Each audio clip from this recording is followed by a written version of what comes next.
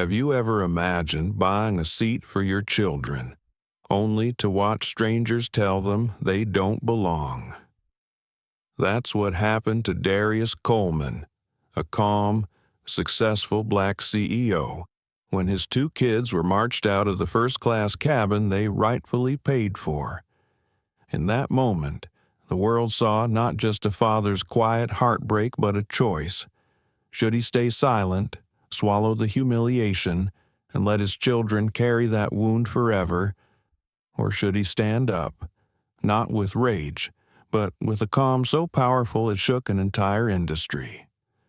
What would you have done if it were your son or daughter, if their small eyes turned to you, whispering, "Daddy, I wasn't brave, how would you answer?" This is not just about one family. It's about dignity, about belonging, about the quiet line we all draw when enough is enough. Stay with me, because in the next 10 minutes, you'll see how one father's steady courage shut down an airline and opened the skies for everyone.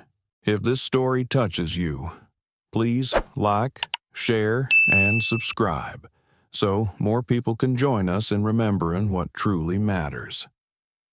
The hum of the jet bridge echoed faintly as passengers filed into the cabin of NorthStar Airlines Flight 228 bound from New York's JFK to Los Angeles. The late afternoon sun spilled through the tall windows, painting long golden streaks across the carpet. For most travelers, this was just another flight. For two children seated in the polished leather of first class, it was supposed to be something special, a promise kept by their father after months away on business. 12-year-old Caleb Coleman adjusted his seatbelt with quiet pride. He loved airplanes, the way the cabin lights glowed, the careful rhythm of announcements. Sitting in 2A felt like stepping into another world. His younger sister, 10-year-old Naomi, tucked her backpack under the seat in front of her. Inside were her sketchbook, a small stuffed rabbit, and a handwritten card she planned to give her father when they landed. "Glad you're home, Daddy." For a moment, everything was calm. Flight attendants moved briskly, stowing bags, helping passengers with overhead bins. The children whispered to each other about the in-flight menu. Then the calm broke. A tall flight attendant with a neat bun and a stiff smile paused at their row. Her eyes narrowed. "Sweetheart," she said, voice polite but clipped. "These seats are for first-class passengers. Can I see your boarding passes?" Naomi fumbled, her small hands trembling as she tried to pull the paper ticket from her pocket. Caleb straightened his shoulders, handing both passes with careful confidence. The attendant's eyes flicked over the tickets, then back to their faces. A pause too long to be innocent. "These don't look right," she muttered, lowering her voice. "Where are your parents?" "They're coming," Caleb replied quickly. "Our dad bought these seats for us." The attendant's brows rose, her tone cooled. "I'm sorry, kids, but you can't sit here until we verify. Please stand up." Naomi froze. She looked around the cabin, eyes wide, as if pleading silently for someone to help. A few passengers nearby shifted uncomfortably. One man adjusted his tie and looked away. Another woman pulled out her phone, her thumb hovering over the record button. Caleb placed a hand on his sister's arm. "We're supposed to be here," he said firmly. "These are our seats." But his voice, though steady, carried the tremor of a boy trying to sound older than he felt.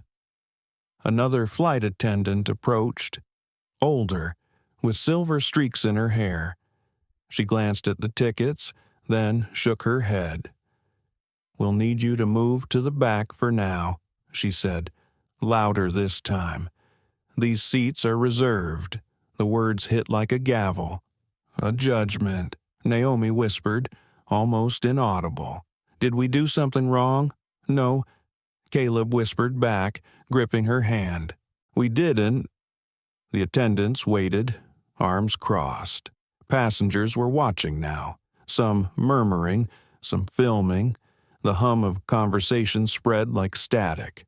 A man in row 3 muttered, "First class isn't for playtime." Caleb's cheeks burned. Naomi's eyes welled with tears. With no parent beside them, they had no shield. Slowly, hesitantly, the children slid out of their seats, clutching their bags, their dignity already slipping away. The cabin felt suddenly smaller, the air heavier. They stood in the aisle, 2 young figures framed by leather seats and judgmental eyes. For 10 endless seconds, no one moved to help them. Finally, a college student across the aisle raised her phone higher, whispering to her friend, "This is going online."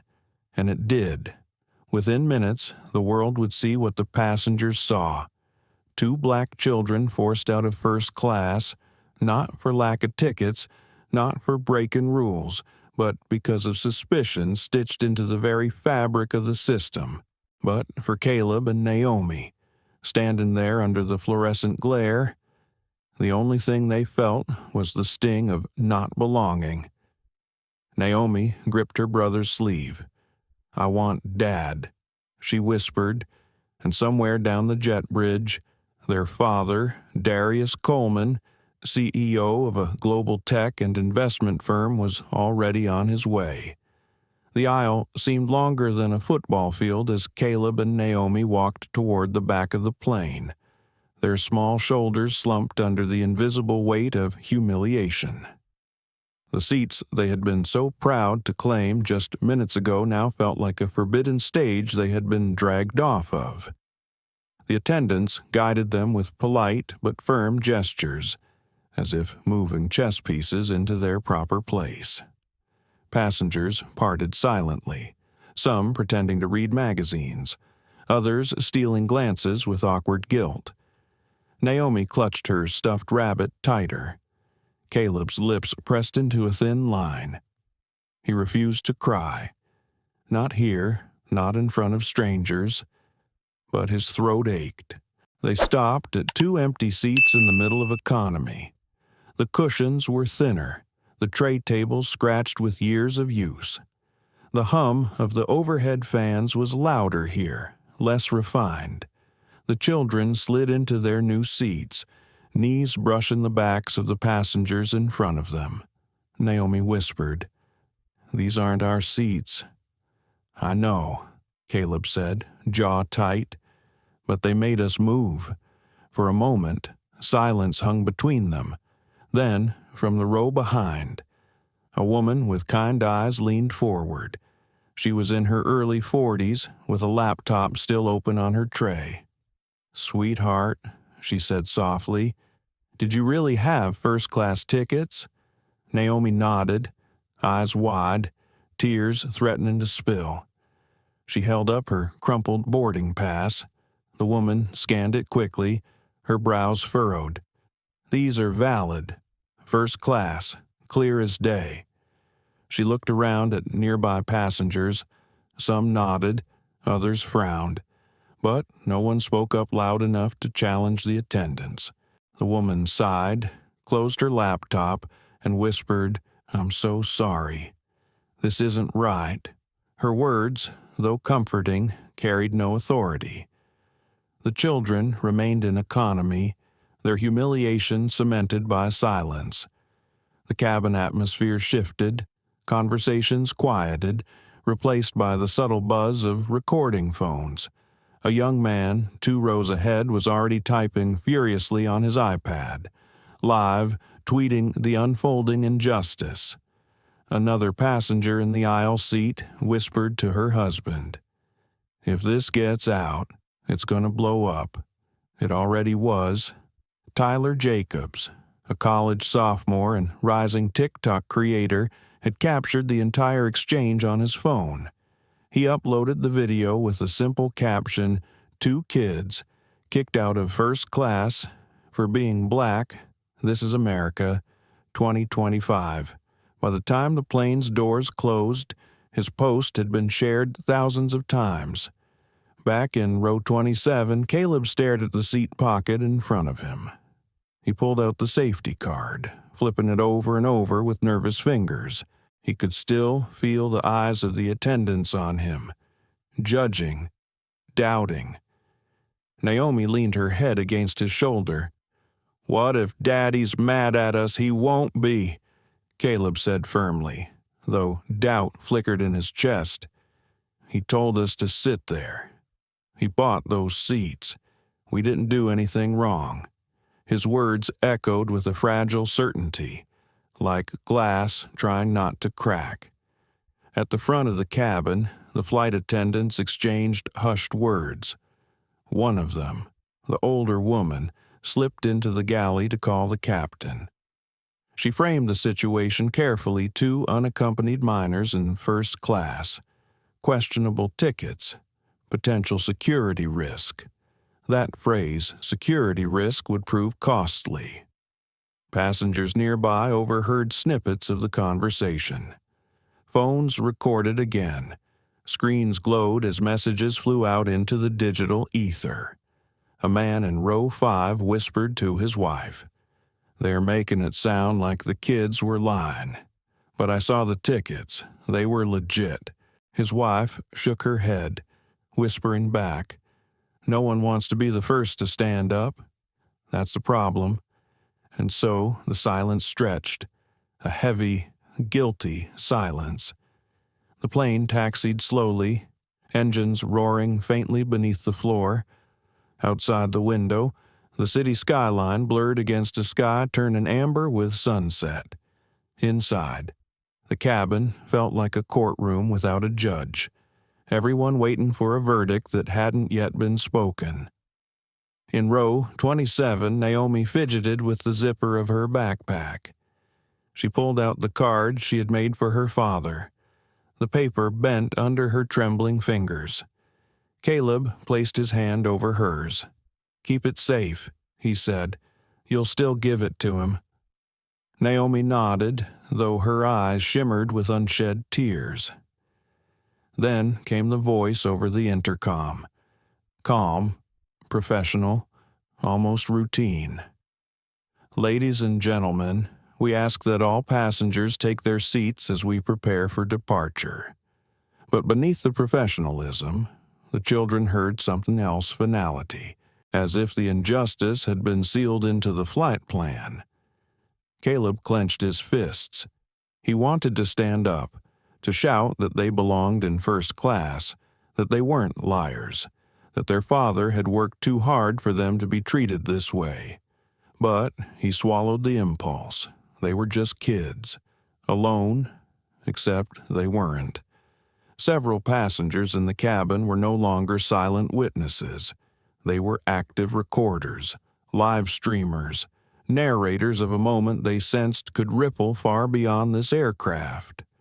One woman whispered into her phone camera, "I'm on flight 228. 2 black kids just got removed from first class. They had valid tickets. The crew called them a security risk. I want the world to see this." Her live stream counter ticked upward hundreds, then thousands watching. In the silence of the cabin, the children sat in the eye of a storm that hadn't yet broken. And then footsteps echoed from the jet bridge. The sound was distinct, deliberate, almost like a drumbeat. Passengers in the front craned their necks. Heads turned. Cameras rose again. It was him, Darius Coleman, at 6'3", dressed in a Navy suit that seemed cut from authority itself. He carried no entourage, no fanfare. Only a small leather briefcase and the calm presence of a man used to rooms where billions of dollars shifted at his word. But this was not a boardroom. This was an airplane, and the stakes were not financial. They were personal. As he stepped into the cabin, a ripple moved through the passengers. Some recognized him instantly, CEO of Coleman Global, one of the most influential black executives in America. Others only saw the intensity in his eyes, the calm fury carried in each step. The attendants froze. One of them whispered his name, half in disbelief, half in dread. Naomi gasped, leaping to her feet. Daddy Caleb followed, relief flooding his features. And in that moment, as Darius opened his arms to embrace his children, the entire cabin knew the silence that had protected the injustice was about to shatter. When Darius Coleman reached his children, the world outside the plane seemed to disappear. The chatter, the recording phones, even the stiff posture of the attendants, all of it blurred into background noise. Naomi pressed her face against his chest, muffling a sob she had tried to hold back for too long. Caleb stood tall beside her, though his eyes betrayed the strain of keeping composure. Darius crouched to their level, one hand on each of their shoulders. His voice was low, steady, carrying warmth and steel at once. "You did nothing wrong," he said, looking into their eyes. "Not one thing." Caleb exhaled sharply, the tension finally breaking. Naomi clung tighter. Passengers nearby shifted in their seats. Some wiped at their eyes, moved by the intimacy of the reunion. Others simply recorded, knowing they were capturing something powerful, an image that would outlive the flight itself. One of the attendants cleared her throat. "Sir," she began cautiously, "we need to keep the aisle clear." Darius rose slowly, turning toward her. The calm in his eyes was the kind that made even seasoned professionals falter.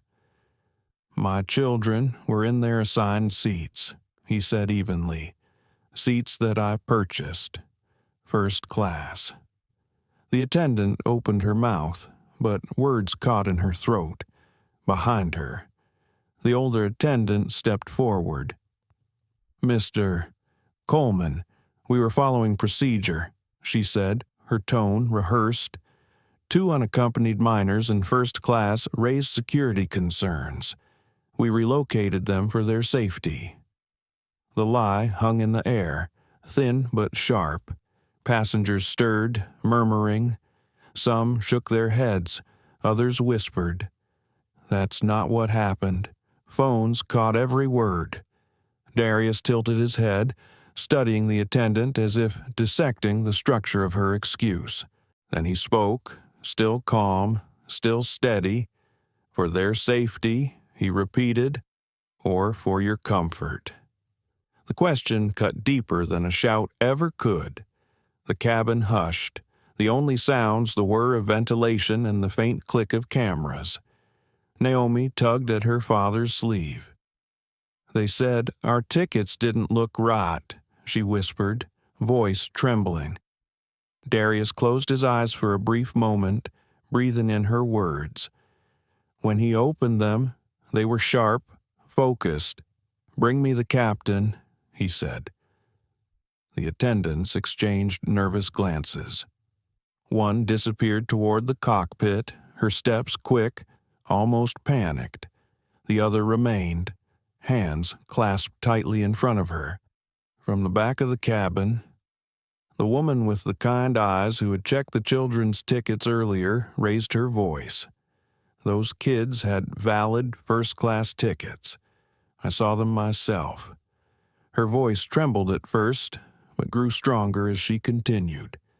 "They were forced out of their seats. Everyone here saw it. Other passengers nodded. One man called out.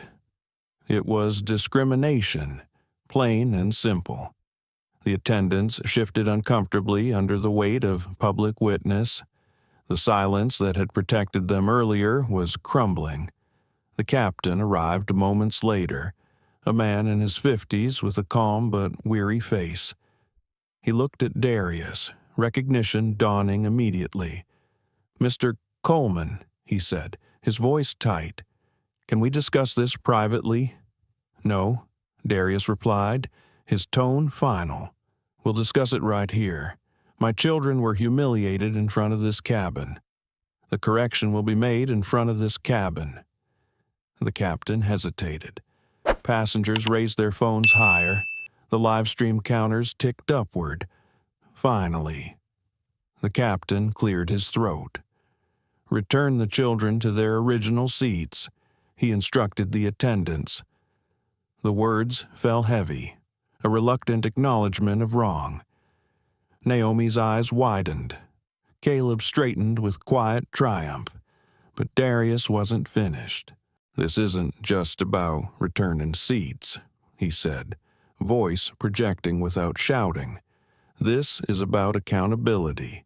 2 children were treated as intruders, as liars, for no reason other than the color of their skin. That is not procedure, that is prejudice." The cabin erupted in soft applause, then louder, until clapping filled the air. It wasn't performative. It was release passengers affirming what had been obvious all along. The attendants stood frozen, their professional smiles gone, replaced by the stark realization that they were no longer in control of the narrative. Darius guided Caleb and Naomi back toward the front. Passengers leaned out of their seats, some patting the children on the shoulder, others whispering encouragement. Naomi clutched her rabbit tighter, her tears now mixed with a faint smile. When they reached row 2 again, Darius waited. He gestured toward the seats. "Go ahead," he said softly. Caleb and Naomi climbed back into the polished leather chairs, reclaiming what had been stolen from them. This time, they sat taller. Darius turned back toward the cabin. His gaze swept the passengers, the attendants, the captain. "I want you all to remember this moment," he said, "not because of who I am, not because of what I do, but because 2 children had to prove they belonged in seats their father bought for them. That should never happen. Not to my children, not to anyone's." The applause swelled again, louder, more certain. Phones kept recording. Somewhere in the digital universe, hashtags were being born. But beneath the applause, Darius's mind churned. He was thinking ahead, not just to the rest of the flight, but to the reckoning that would follow. Naomi reached for his hand. "Daddy," she whispered, "are we going to be okay?" He bent down, kissed the top of her head. "We're going to be better than okay," he said softly. The applause faded into murmurs.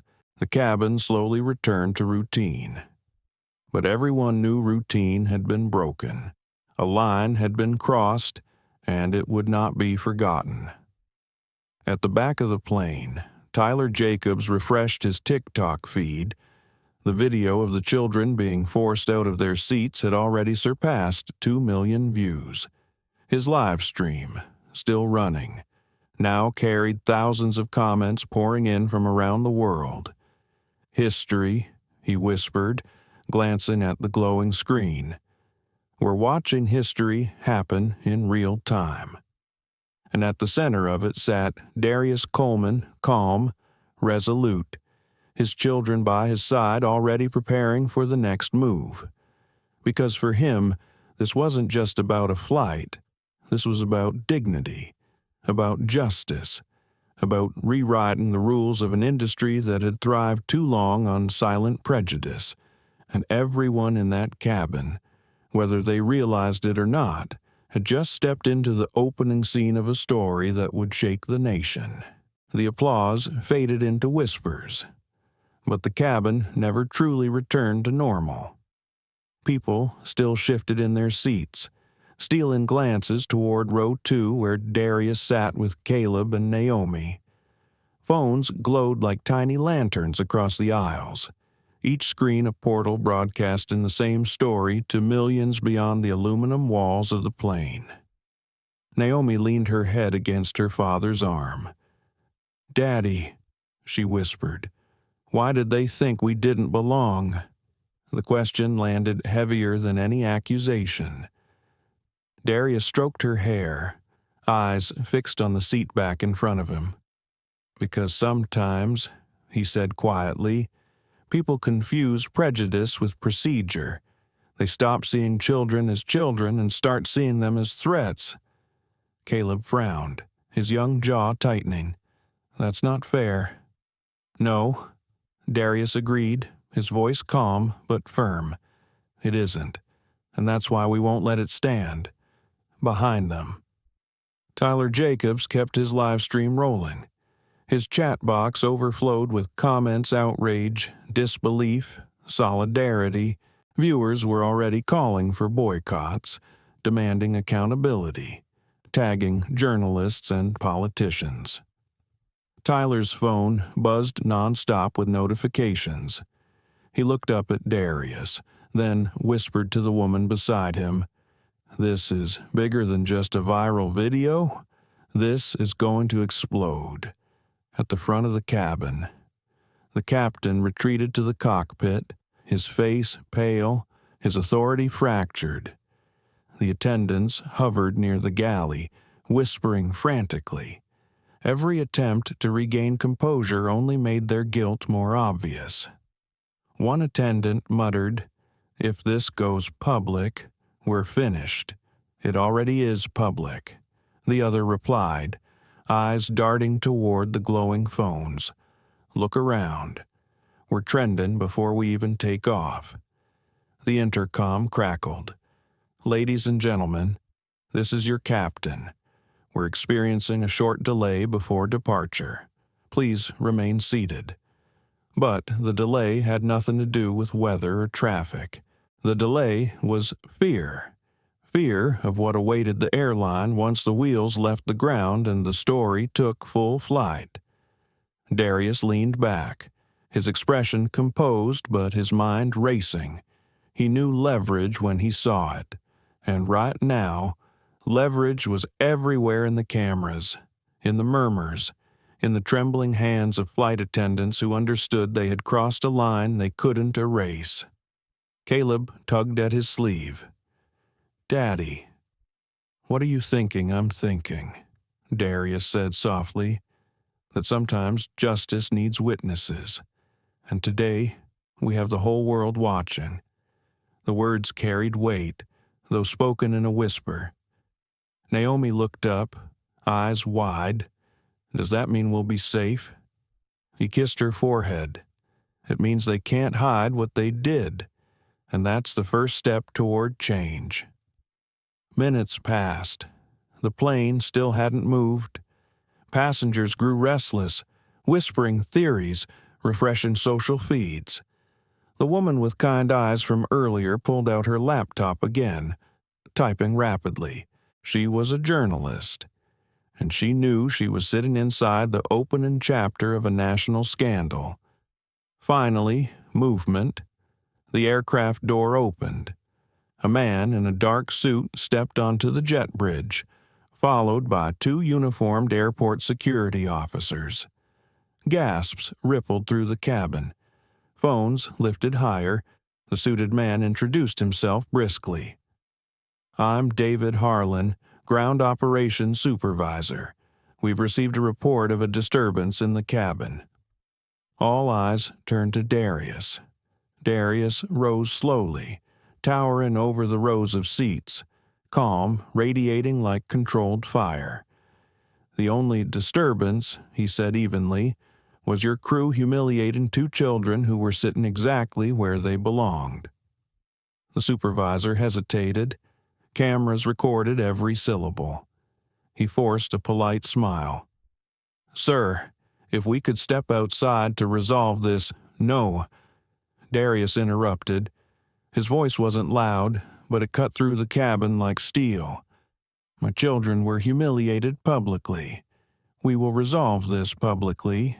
Applause broke out again, louder this time, fueled by the presence of authority figures trying to sidestep accountability. The passengers had chosen sides, and it wasn't with the airline. The security officers exchanged glances. They had walked in expecting a disruptive passenger. Instead, they found themselves staring at Darius Coleman, a man whose name carried influence in boardrooms, newsrooms, and courtrooms alike. One of the officers leaned toward the supervisor. "He's right. Cameras are everywhere. We can't drag him out. This'll sink the company." Harlan's face reddened. He cleared his throat, trying to salvage control. "Mr. Coleman, I'm sure we can come to an understanding." Darius raised a hand. The cabin hushed instantly. "Here's the understanding," he said, voice steady. "Your crew violated my children's dignity. They violated federal civil rights protections, and they did it in front of dozens of witnesses with cameras. There is no spinning this. There is no minimizing it. The only path forward is accountability." The passengers applauded again, some rising slightly in their seats. Naomi squeezed Caleb's hand, her fear easing into a shy smile. Caleb straightened with pride. Darius sat back down, placing a protective arm around his children. "We're not leaving this aircraft. We're not being silenced. And we're not moving an inch until this airline commits to making this right." The supervisor swallowed hard. He looked around at the sea of phones, at the determined faces of passengers who had already judged the airline guilty. He knew he was outmatched. "Very well," he muttered, retreating toward the jet bridge. We'll handle this." The door closed behind him. Inside the cabin, the atmosphere shifted yet again. It no longer felt like a routine flight. It felt like a tribunal. Passengers exchanged glances, whispering about lawsuits, about headlines, about history. Naomi leaned closer to her father. "Did we win?" she asked, hopeful. Darius looked into her eyes, his own filled with both tenderness and fire. "This isn't about winning, baby girl. This is about changing what's broken, and sometimes that starts with telling the truth where everyone can hear it." The plane still hadn't left the gate, but outside, the storm was already gathering on social media, in newsrooms, in board meetings across the country, and inside, in row 2, the man at the center of it all sat calm, resolute, preparing for the moment he would turn personal pain into public reckoning. Because 10 minutes from now, the airline wouldn't just be facing a delay, it would be facing its own collapse.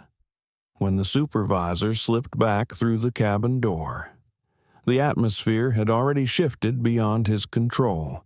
It was no longer just a disagreement on an airplane. It was a storm brewing in real time, powered by every passenger with a glowing phone in their hand. Tyler Jacobs' live stream ticked upward in viewers, past 100,000, then 2. Comments scrolled so quickly they blurred into rivers of outrage. "Unbelievable. They kicked out kids. In 2025, name the airline. We're done with them." Tyler's voice trembled as he narrated. "For those just joining, I'm on NorthStar Flight 228.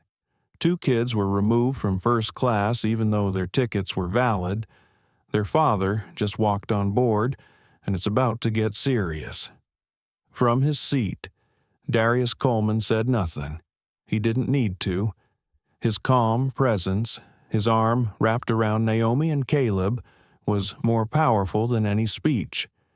Passengers whispered his name now, some recognizing him from interviews, others searching his profile on their phones and gasping when they realized the scale of who he was. Within minutes, the hashtags began. Justice for the Coleman kids, fly with dignity, NorthStar exposed, on the ground. In the airport terminal, screens in the coffee shops flickered as the story crossed into mainstream feeds. Local news anchors picked up the footage, voices tinged with disbelief. Inside the plane, a passenger 3 rows back muttered, "It's everywhere already. CNN's gonna have this by the hour." The attendants in the galley knew it too. Their whispered panic leaked into the cabin. They're saying legal is already calling, corporate's on fire. But the children only felt the silence of waiting. Naomi fiddled with the ears of her stuffed rabbit. Caleb sat stiff, arms crossed, as if holding his breath for the verdict of the world. "Daddy," Naomi whispered. "Why is everyone filming us?" Darius kissed her hair gently. "Because the truth needs light, sweetheart, and once it's seen, it can't be unseen." The supervisor returned, his face pale. He bent toward Darius. "Mr. Coleman, corporate is requesting to speak with you directly." Darius arched a brow. Corporate should be speaking to this entire plane, not just me. The supervisor swallowed, unsure how to respond. From across the aisle, the woman journalist closed her laptop and raised her voice. "Excuse me," she said clearly, "but the passengers deserve to hear exactly what this airline plans to do. We all saw what happened." Applause echoed, phones lifted higher, the pressure mounted.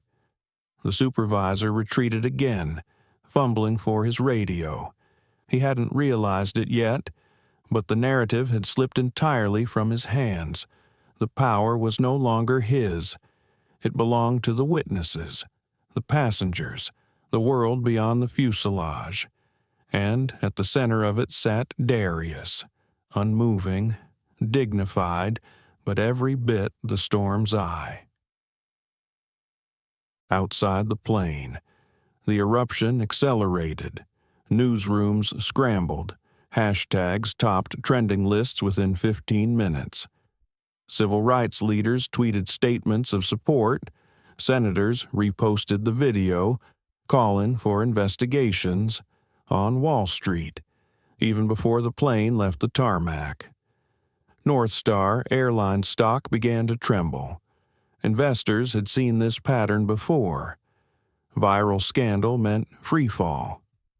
Meanwhile, in a modest living room in Atlanta, an elderly woman watched the live stream on her tablet. She recognized Darius instantly. She had seen him speak at a graduation ceremony years ago, urging young people to carry themselves with dignity even when the world tried to strip it away. She whispered to no one in particular, "He's fighting again," but this time for his children. Her words captured the sentiment sweeping across millions of homes. Back on the plane, the captain's voice broke through the intercom once more. Less steady this time. "Ladies and gentlemen, we apologize for the delay. We are awaiting further instructions from ground control." Translation corporate was panicking. Passengers murmured. One man muttered to his wife, "They can't even get off the ground. The airline's frozen by its own mistake." In row 2, Caleb looked up at his father.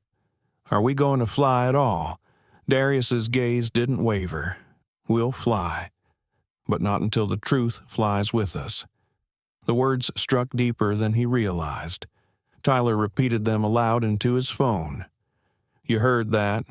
Not until the truth flies with us." This is history. People. Comments flooded in. Someone clipped the line, spreading it instantly as a meme.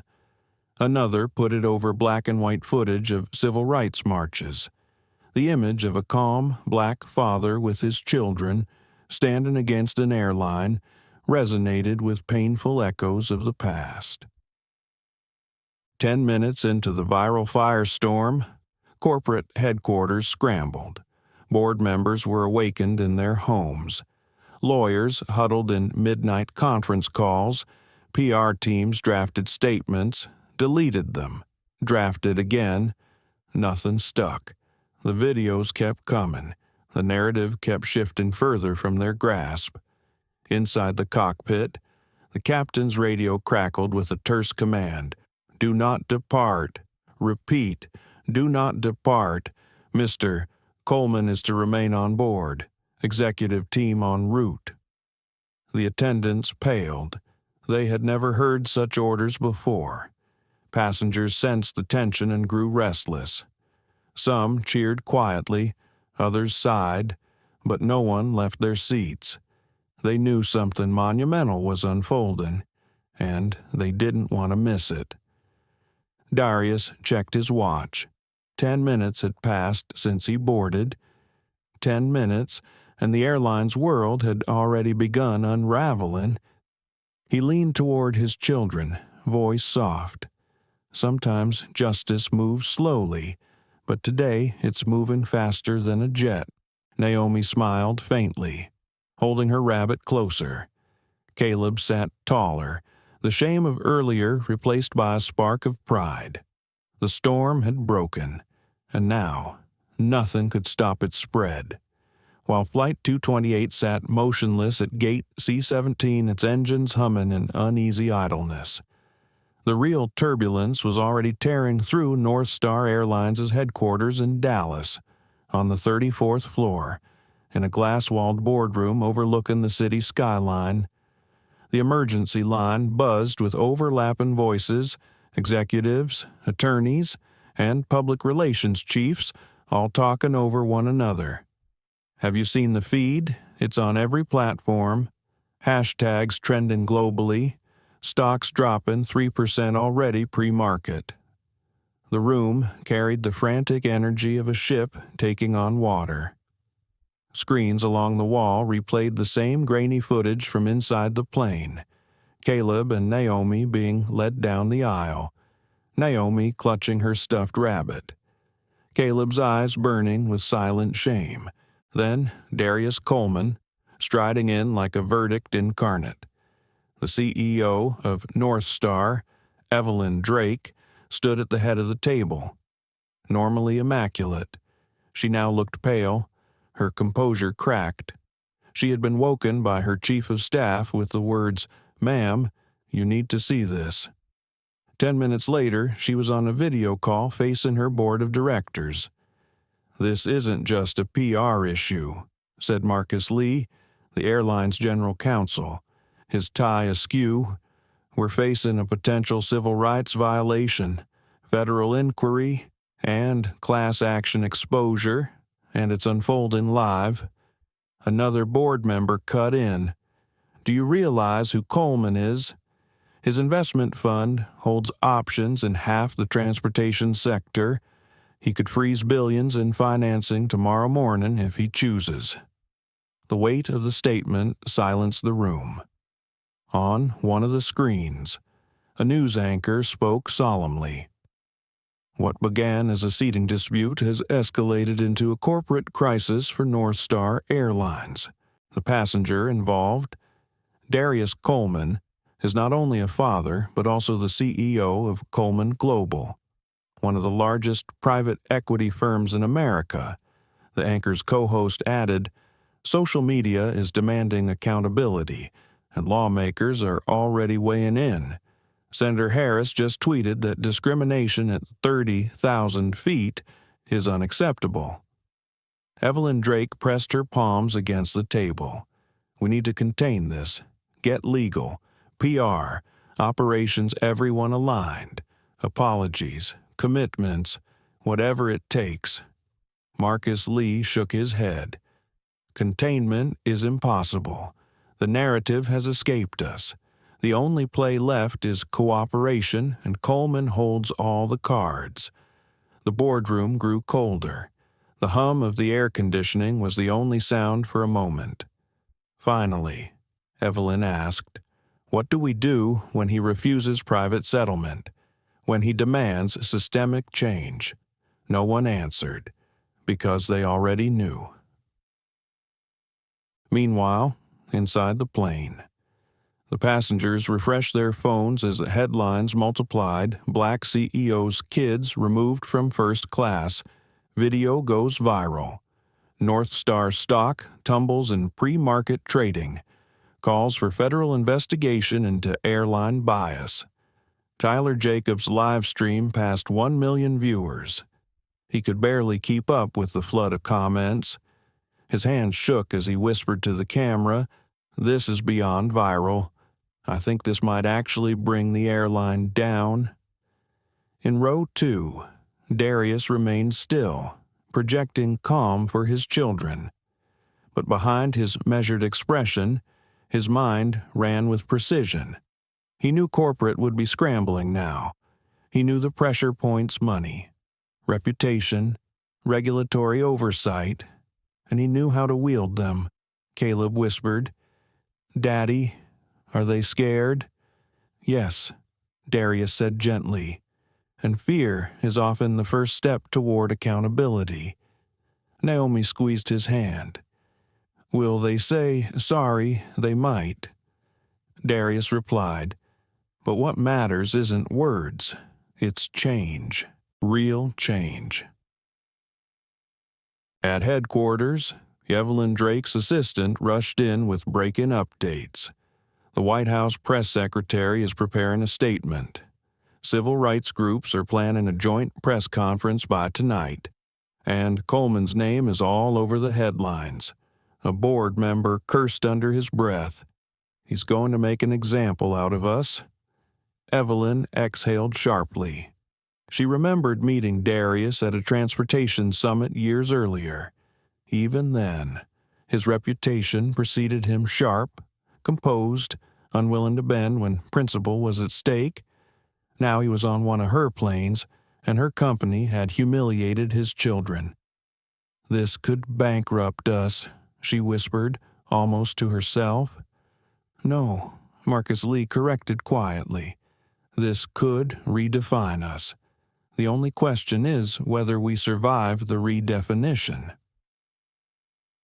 Back at Gate C-17, the ground operations supervisor, David Harlan, paced outside the aircraft door. His phone buzzed nonstop with directives from headquarters. He looked trapped between two fires: corporate panic above him and Coleman's calm defiance inside. Finally, the call came through. Evelyn Drake herself. "David," her voice snapped, "listen carefully. You are not to remove Mr. Coleman or his children under any circumstance. Do you understand? Not one hand laid on them. Not one?" "Yes, ma'am," Harlan stammered. "And David," she added, her voice tightening, "apologize, publicly, on behalf of the airline." His face drained of color. "In front of everyone. Yes," she hissed, "in front of everyone." When Harlan stepped back into the cabin, his throat dry, passengers lifted their phones instinctively. The moment of reckoning was here.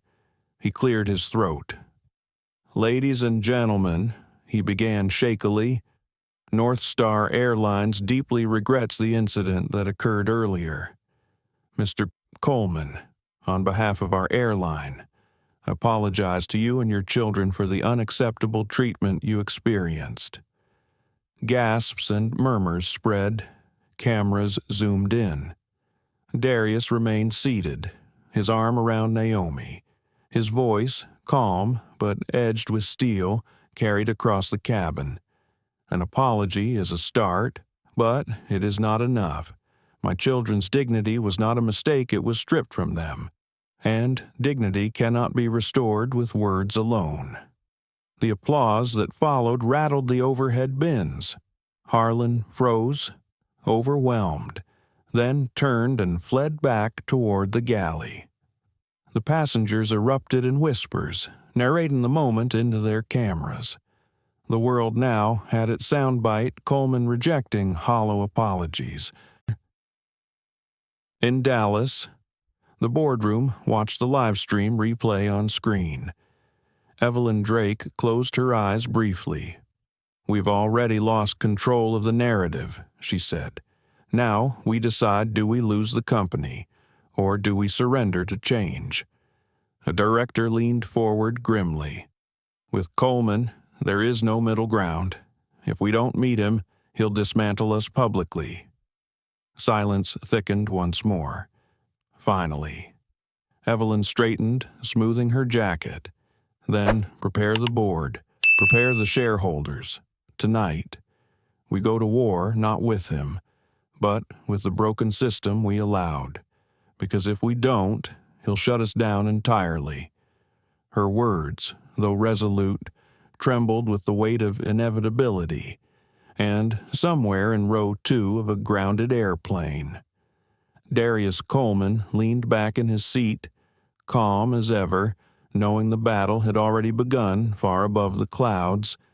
The cabin had grown strangely quiet after the shaky public apology. The kind of quiet that comes not from peace, but from anticipation.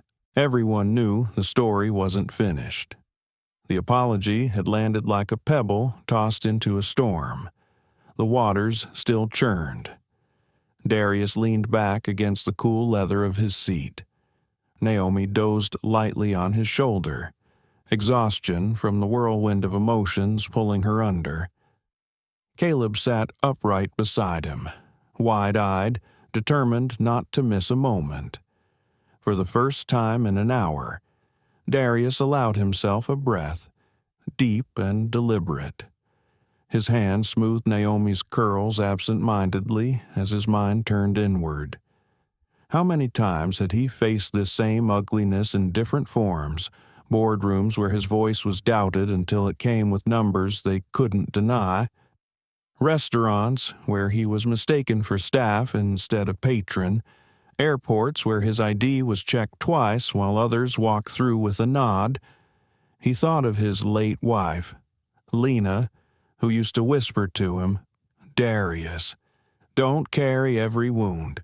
Some of them, let the world see." Tonight, the world was seeing. Caleb tugged lightly at his sleeve. "Daddy, are you mad?" Darius studied his son's face, the mixture of fear, pride, and confusion. "Yes," he said finally, "I am. But anger can build or destroy. The choice is mine." Caleb frowned. "What are you going to do?" Darius's eyes darkened with resolve. "I'm going to make sure no other child has to ask that question on a plane again." Meanwhile, the passengers continued their digital chorus.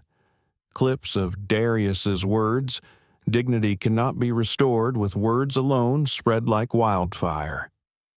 Analysts on cable news were already speculating, would Coleman sue? Would he boycott? Would he leverage his billions to force systemic reform? On Twitter, a civil rights attorney wrote, "If Darius Coleman acts, it won't just change NorthStar Airlines, it will change aviation law." The cabin felt like the center of the world. Naomi stirred, blinking awake. She rubbed her eyes and whispered, "Daddy, can we just go home?" Her small voice pierced through his chest. Home. Safety. A world where she didn't have to ask permission to exist in the seat he had purchased for her. He kissed her temple. "We'll go home soon, sweetheart. But first, Daddy has to finish something important." Near the galley, 2 attendants whispered, voices trembling. "He isn't yelling. He isn't threatening. He's calm. That's worse. He's planning something. They weren't wrong." Darius opened his briefcase quietly, extracting a sleek tablet. His fingers moved across the screen, typing measured notes. He wasn't just documenting, he was drafting. The beginnings of a statement, a directive, a line in the sand that would echo beyond this cabin. Caleb leaned closer, curious. "What are you writing?" "A reminder," Darius said softly, "that power isn't loud, it's precise." Caleb tilted his head. "Like when you play chess?" Darius smiled faintly. "Exactly. Sometimes the strongest move is the one they don't see coming until it's too late." Outside the plane, media trucks gathered near the terminal. Anchors stood in the chill night air, framed by glowing lights. "We're live at Dallas-Fort Worth," one reporter said, voice urgent. "Inside that plane sits Darius Coleman, The world is waiting for his next move. In Washington, aides briefed senators. In New York, investors recalculated risk models. In living rooms across America, parents pulled their children closer, angered that even wealth and status could not shield black children from humiliation. Back in row 2, Darius finished typing. He closed the tablet, folded his hands, and let silence sit with him for a moment. His inner voice spoke with clarity. This isn't just about Naomi and Caleb. This is about every father who couldn't walk down that aisle. Every mother whose children cried silently in row 27. Every family told they didn't belong where they had already paid to be. He could almost hear Lena again. Don't carry every wound. Let the world see. Well, the world was seeing, and he would make sure it never looked away again. Passengers sensed the shift before he moved. They felt it in the air, the gravity around him thickening. One whispered, "He's about to do something." Tyler Jacobs, his phone still live, leaned forward in anticipation. "Guys, I think this is it. He's about to speak." Darius stood, carefully, so as not to disturb Naomi. His frame filled the narrow aisle, his voice calm yet commanding. "Ladies and gentlemen," he began, "thank you for your patience tonight. You didn't ask to be part of this moment, but you are. And your presence matters. Every eye fixed on him, every phone lifted higher. My children were humiliated tonight, but this is bigger than them, and bigger than me. This is about dignity, the basic human right to be treated as if we belong where we have already been welcomed." He paused, letting the words settle. The hum of the engine seemed to fade beneath the weight of his tone. "I will not let this incident disappear into silence, and I promise you, 10 minutes from now, NorthStar Airlines will no longer be the same company it was when we boarded." Gasps rippled. Caleb's eyes widened with awe. Naomi, half asleep, clutched her rabbit tighter as if sensing the storm her father was about to unleash. Darius sat again, calm once more. The declaration had been made. And, across the cabin, Tyler whispered into his phone, "You heard him. 10 minutes. He's shutting it all down." Back at headquarters, Evelyn Drake replayed the clip, her face ashen. Around her, the boardroom fell into stunned silence. One director muttered, "He just declared war." Marcus Lee shook his head. "No, he just declared judgment." And everyone in the room knew the countdown had begun. The cabin clock read 9:07 p.m. Central Time when Darius Coleman made his promise. 10 minutes, that was all. Passengers checked their phones as if time itself had taken center stage. In row 5, a businessman whispered. He said 10 minutes. In row 12, a young woman whispered back. "It's already been 2. The hush in the cabin wasn't silence anymore, it was suspense. Every minute stretched, taut like a violin string. Tyler Jacobs kept his TikTok feed running, his voice low but urgent. "We're watching history." He gave them 10 minutes. The whole internet is counting with him. Indeed, in comment sections, users typed 8 minutes left and 7 minutes. Hashtags surged. Use your 10 minutes. Coleman countdown. Shut it down. For the first time in aviation history, the cabin clock and the world's collective imagination were synchronized. At 9:08, Caleb leaned against his father's arm. "Daddy, are you really going to shut them down?" Darius looked at him, his face unreadable yet gentle. "Yes, son, but not with anger, with truth. Truth is heavier than anger, and it lasts longer. Naomi blinked, half awake, whispering, 10 minutes feels forever. Darius kissed the top of her head. Sometimes forever is exactly how long the world needs to change. Meanwhile, in NorthStar's glass-walled headquarters in Dallas, Evelyn Drake paced. Her heels clicked against the polished floor, echoing louder than her voice. "Where are we on damage control?" She barked.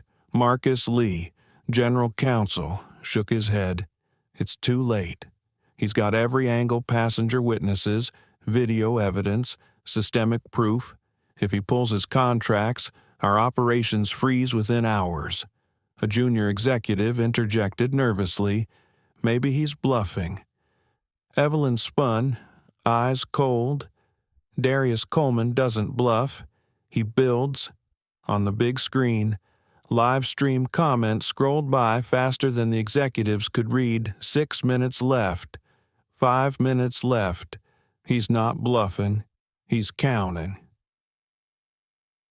Back in the cabin, the captain's voice broke through the intercom. "Ladies and gentlemen, this is Captain Reynolds. We are holding position at the gate for further clearance. Thank you for your patience." Passengers exchanged glances. Clearance. Everyone knew the real reason. Tyler whispered to his phone. The airline's stalling. They're buying minutes, but Darius already owns the clock. At 9:10, Darius opened his tablet again.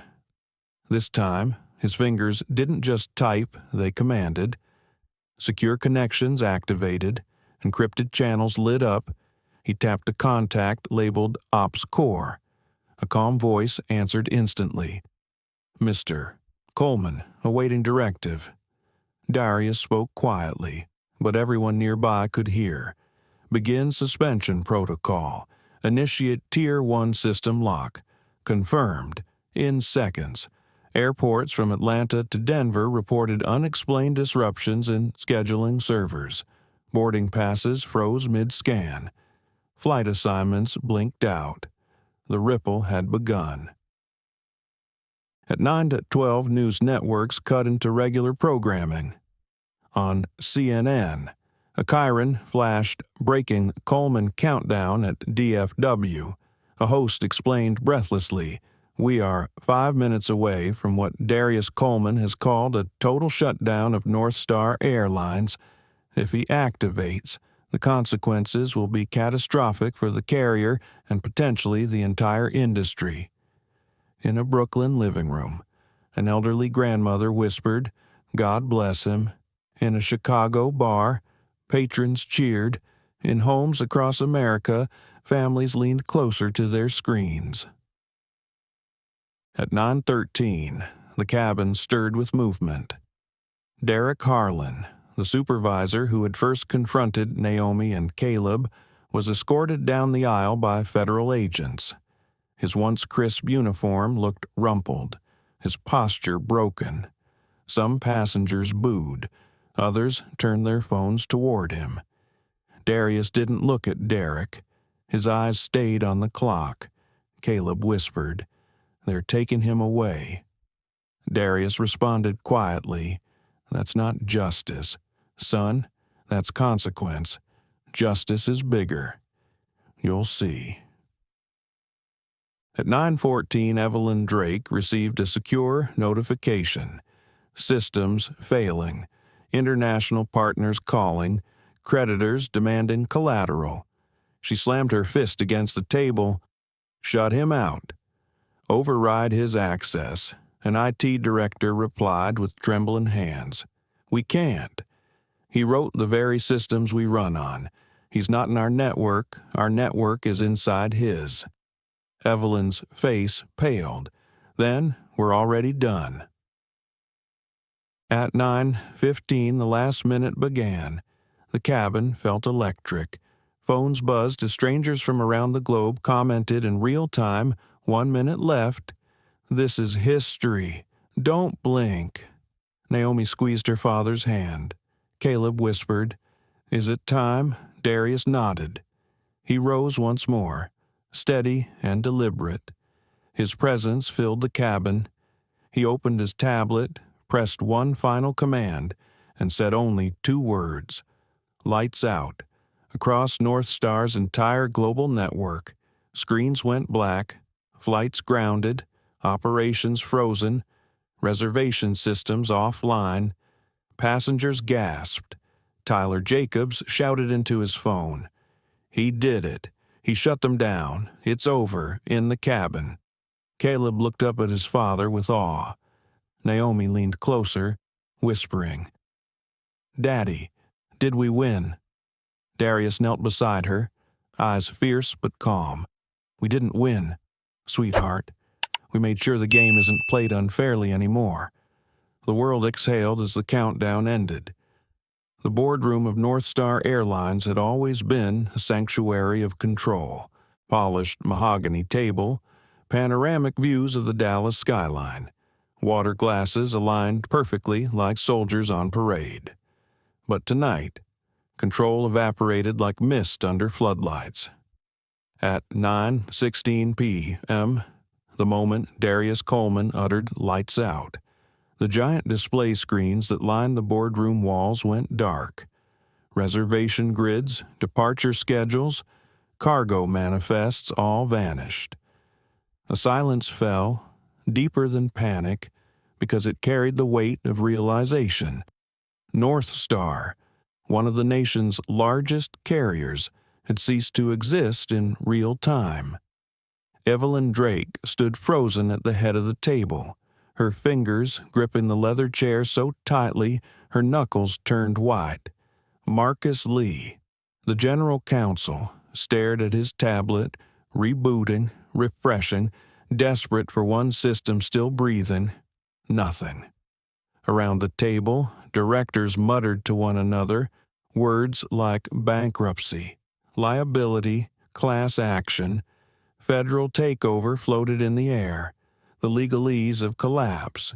Finally, CFO Richard Hanlon broke the silence. He pulled the plug. "We are, for all intents and purposes, grounded worldwide." Evelyn shot him a glare sharp enough to cut glass. "No, we are not finished. Systems can be restored. Contracts can be renegotiated. Damage can be controlled." But Marcus Lee shook his head slowly. "Not this time. This isn't a PR crisis. Evelyn, this is systemic annihilation. He didn't just unplug us. He proved we were plugged into him all along." News alerts buzzed across phones in the room. Headlines erupted, breaking Darius Coleman shuts down NorthStar Airlines in real time. Global aviation chaos as NorthStar network collapses. Lights out, the most powerful 10 minutes in corporate history. Stock tickers plummeted. Shares free fell 62% within minutes.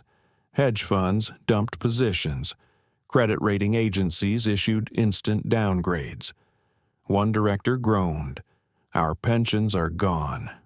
Another muttered, "So are our reputations." Meanwhile, outside the boardroom, chaos rippled through the headquarters. Phones rang incessantly. Airline staff shouted into headsets. Screens flickered with system errors.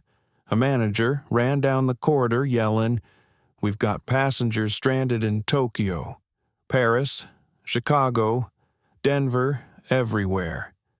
We can't rebook, can't reroute, can't even print boarding passes in the lobby." Employees gathered around TVs, watching live streams of Darius and his children sitting calmly in the cabin he had just turned into a global courtroom. A young analyst whispered, "He shut us down with a sentence." Another replied, "Not a sentence, a verdict." Back in the boardroom, Evelyn slammed her palm on the table. "We cannot roll over. We are NorthStar Airlines. We control 20% of U.S. market share. If we fall, the entire industry trembles. The government will not let that happen." Marcus Lee replied coldly. The government isn't our shield tonight. They're watching with the rest of the world, and they'll side with him. He didn't humiliate a company. He protected children. Children who were treated as criminals for being black in first class. That is a political earthquake. No senator in their right mind will stand beside us.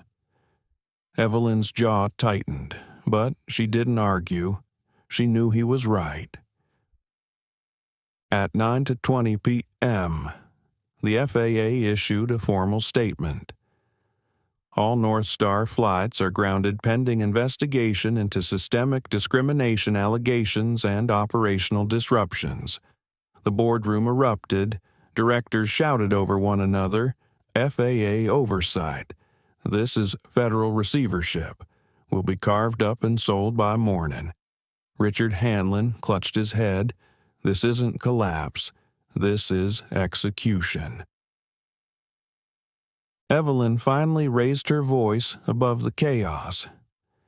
Enough. We still have leverage. We still have assets. Coleman may have shut us down, but he cannot destroy the aviation sector. He doesn't want extinction. He wants reform. We give him what he wants. We survive. A director scoffed. Reform. He wants blood. He wants scalps. Look at his demands. Evelyn shot back. Better scalps than coffins.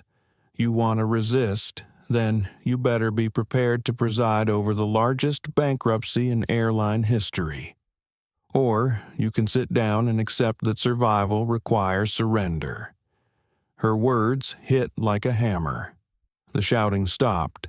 Silence filled the void once more. Marcus Lee leaned forward, his tone quieter but heavier. You don't understand. This isn't surrender. It's restructuring. He's not asking us to die. He's forcing us to become something we should have been all along. And the truth is, we deserve it. The directors looked away, shame creeping into faces that had grown accustomed to privilege without accountability. 9:22 p.m. brought the final blow. Federal agents walked into the boardroom, badges visible, expressions stone hard. We're here on orders of the Department of Justice Civil Rights Division. All company records are now under federal investigation. Effective immediately. Executive actions are frozen pending oversight. Gasps filled the room. One director whispered, "It's over." Evelyn swallowed hard, then turned to Marcus Lee. "Get Coleman on the line." He hesitated. "What will you say?" She exhaled, her voice trembling for the first time that night. "Not what I want. What I should have said years ago." At 9:25 p.m., in the cabin of Flight 237, Darius's phone buzzed. Caller ID NorthStar HQ emergency. He let it ring once, twice, then he answered. Voice calm, measured. "Coleman," across the line. Evelyn Drake's voice cracked. "Mr. Coleman, we're ready to listen." Passengers leaned closer, sensing the shift. Tyler Jacobs whispered into his stream. "Here it is. The surrender call." Darius closed his eyes briefly, feeling Naomi's small hand in his, Caleb's gaze steady on him. He opened them again, his voice firm. "No, Ms. Drake, not to listen, to obey." The cabin erupted in hushed gasps. The boardroom fell into stunned silence. And in that moment, everyone understood the balance of power had tilted permanently. The cabin had become a courtroom without walls. Passengers, still buckled into their seats, leaned forward as if sworn jurors. Phones hovered high in the air like a sea of glowing candles, broadcast in every breath to millions. At 9:27 p.m., Darius placed his phone on the tray table in front of him. Speaker on. Evelyn Drake's voice carried from the other end, strained, clipped, but unmistakably defeated. "Mr. Coleman," she said, "we're prepared to cooperate fully. We want to repair the damage, to rebuild trust." Darius's tone was calm, even tender, but each word landed like stone on glass. "No, Ms. Drake, trust isn't rebuilt with words.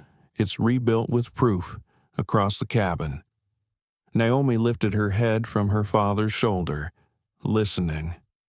Caleb sat upright, his eyes darting between the phone and his father's face. Evelyn hesitated. "Then tell us what you require." Darius closed his eyes briefly, inhaling. When he opened them, the room felt smaller, as though the weight of his presence pressed against every seat, every ear, every camera lens. "First," he said, "every crew member who participated in the humiliation of my children must be terminated immediately for cause. No quiet resignations, no severance packages, and each termination must explicitly state the reason discriminatory conduct.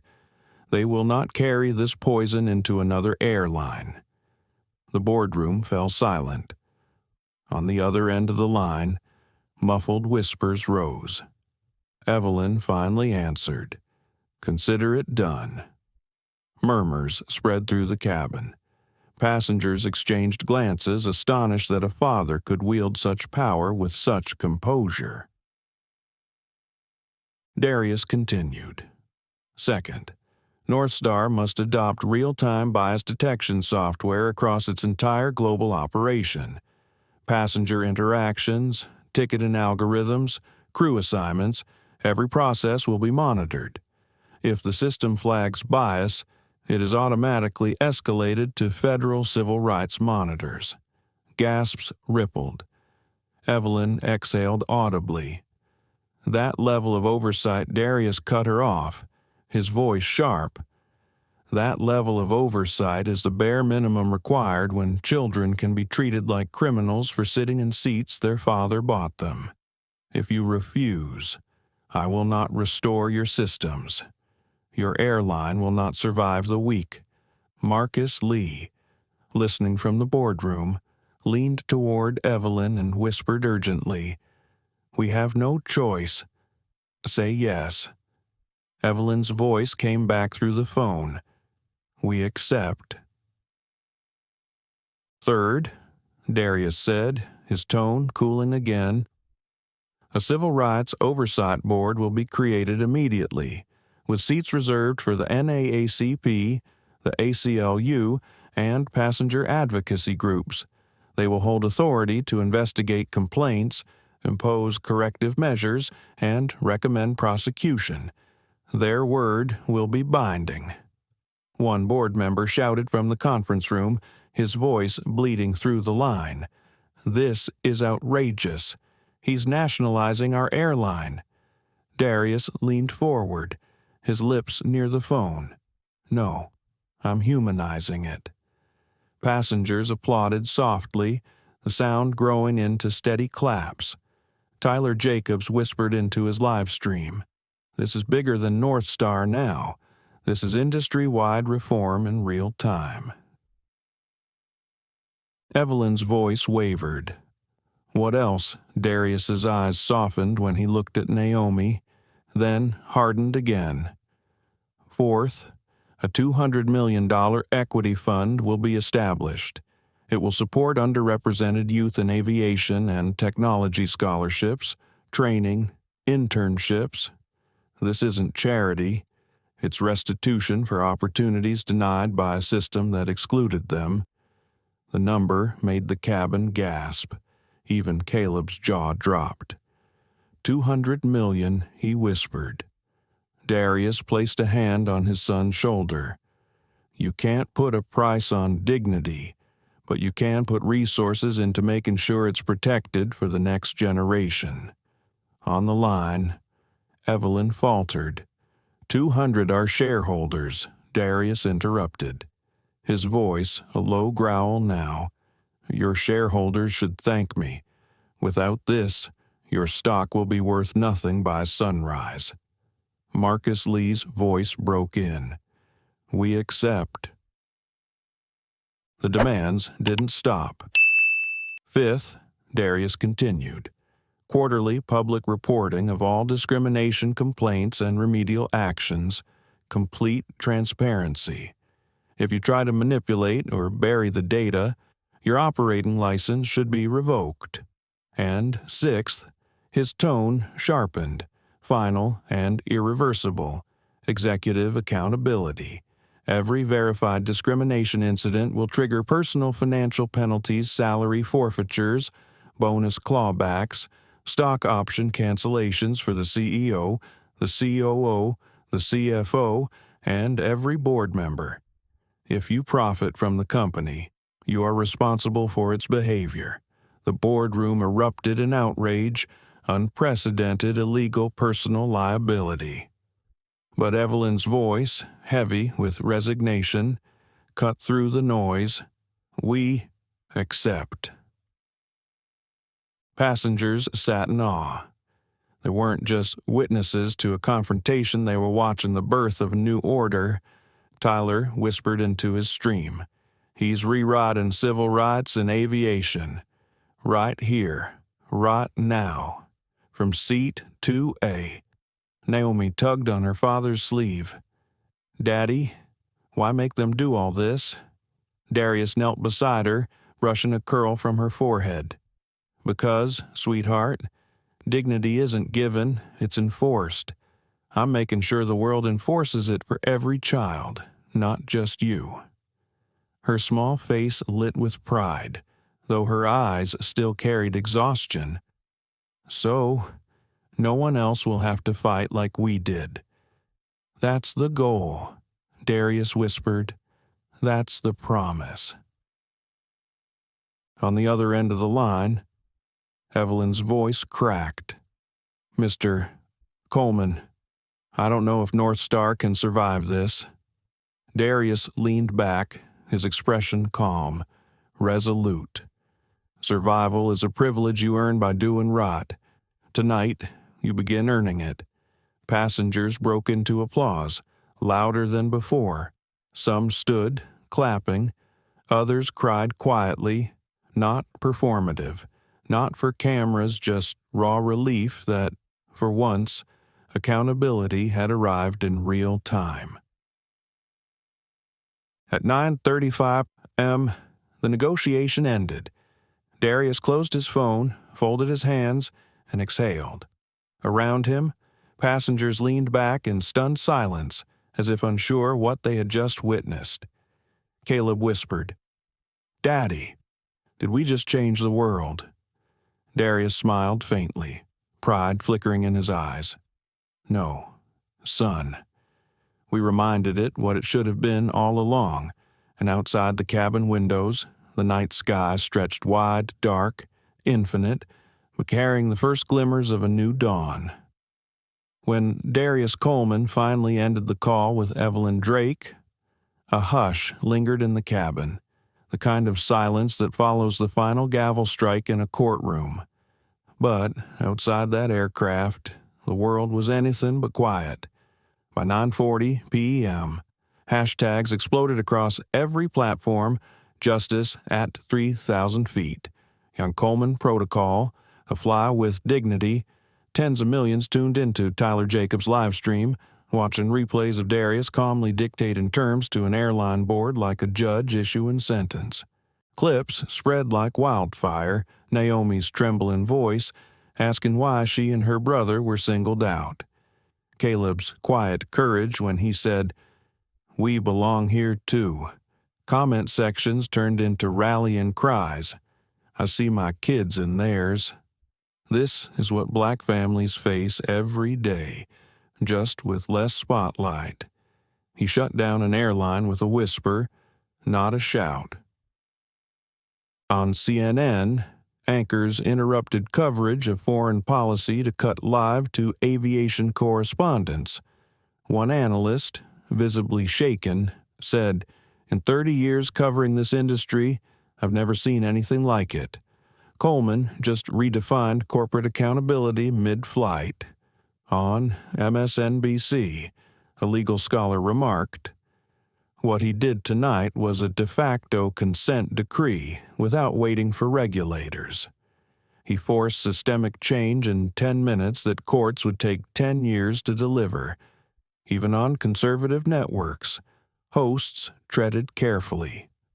One anchor said, "No matter where you stand politically, no parent should see their kids treated as criminals for sitting in a seat they paid for." Coleman's restraint, his composure, it's hard not to respect that. Meanwhile, in living rooms across America, families watched in silence, some with tears streaming. In Atlanta, a black mother clutched her son's hand, whispering, "That could have been us." In Des Moines, an older white couple shook their heads. The husband muttered, "I thought these stories were exaggerated, but seeing it, I can't deny it anymore." In Houston, a group of college students gathered around a laptop, shouting with each demand Darius laid down, as if watching a championship game. "He's doing it. He's not backing down." Politicians scrambled. Senator Alicia Morales tweeted, "Tonight proves why civil rights must be enforced in every space, from schools to skies. Thank you, Mr. Coleman, for showing us dignity in action." Senator Grant Thompson, often critical of corporate regulation, wrote, "Accountability isn't a partisan issue. Coleman's children deserved better. Every American deserves better at the White House." Press Secretary notes leaked prepare statement on NorthStar. This is national. The financial world reacted just as sharply. By 10:00 p.m., NorthStar stock had lost 70% of its value. Competing airlines issued rushed statements emphasizing their commitment to equity and respect. Delta, United, and American scrambled to distance themselves, fearing contagion. A Wall Street Journal op-ed headline captured the mood: "One father, 2 kids, and the night the airlines changed forever." Back on Flight 237, the passengers became unwitting celebrities. Tyler Jacobs' follower count ballooned from 12,000 to 4.7 million overnight. Reporters texted passengers, begging for interviews, even Maria Lopez. The quiet grandmother in row 12 was trending after someone posted her tearful applause clip with the caption, "This is every grandmother." Yet, amid the attention, there was a deeper current solidarity. Passengers exchanged numbers, promising to testify if regulators asked. "We saw it," they said. "We'll never forget." At 10:15 p.m., the Department of Transportation issued a formal statement. The actions taken tonight will serve as the foundation for new federal standards. Discrimination in aviation is a national concern, and reforms will be codified. The Civil Rights Division of the DOJ echoed tonight is a watershed moment. This is not only about one father or one airline, it is about systemic accountability. Not everyone cheered. Inside NorthStar's boardroom, some directors fumed at the surrender. Richard Hanlon slammed his laptop shut. He humiliated us. He turned us into villains on global television. Marcus Lee, calmer but sharper, replied, "No, we humiliated ourselves. He just refused to let us bury it." Evelyn Drake sat silently, staring at the dark screens. Her reflection stared back, pale and unblinking. For the first time in her career, she knew her authority meant nothing. By midnight, the story had eclipsed every other headline worldwide. Newspapers rushed to print late editions. The New York Times, lights out, Coleman resets the balance of power. The Guardian, at 30,000 feet, history took flight. On social media, artists began sketching digital portraits of Darius with Naomi and Caleb at his side, symbols of quiet power and fragile innocence. Quotes spread, "No, Ms. Drake, not to listen, to obey. And dignity isn't given, it's enforced." And yet, in the quiet corners of that plane, the man himself sat not as a conqueror, but as a father. Naomi had fallen asleep against his chest. Caleb rested his head on his arm, finally relaxing after hours of tension. Darius stroked his daughter's hair gently, whispering more to himself than anyone else. It should never take all this just to let a child sit in peace. A nearby passenger heard him and murmured, "Maybe now it won't." By dawn, commentators were already calling it the Coleman Doctrine. Some said it was about aviation reform. Others said it was about corporate power being checked by moral courage. But for millions of parents, it was simpler. It was about a father who refused to bow when his children's dignity was stripped. And in that refusal, they saw themselves at dawn, less than 12 hours after the words "lights out" echoed across the world. NorthStar Airlines moved swiftly to execute the first of Darius Coleman's demands. The press release was blunt, unprecedented in tone, effective immediately.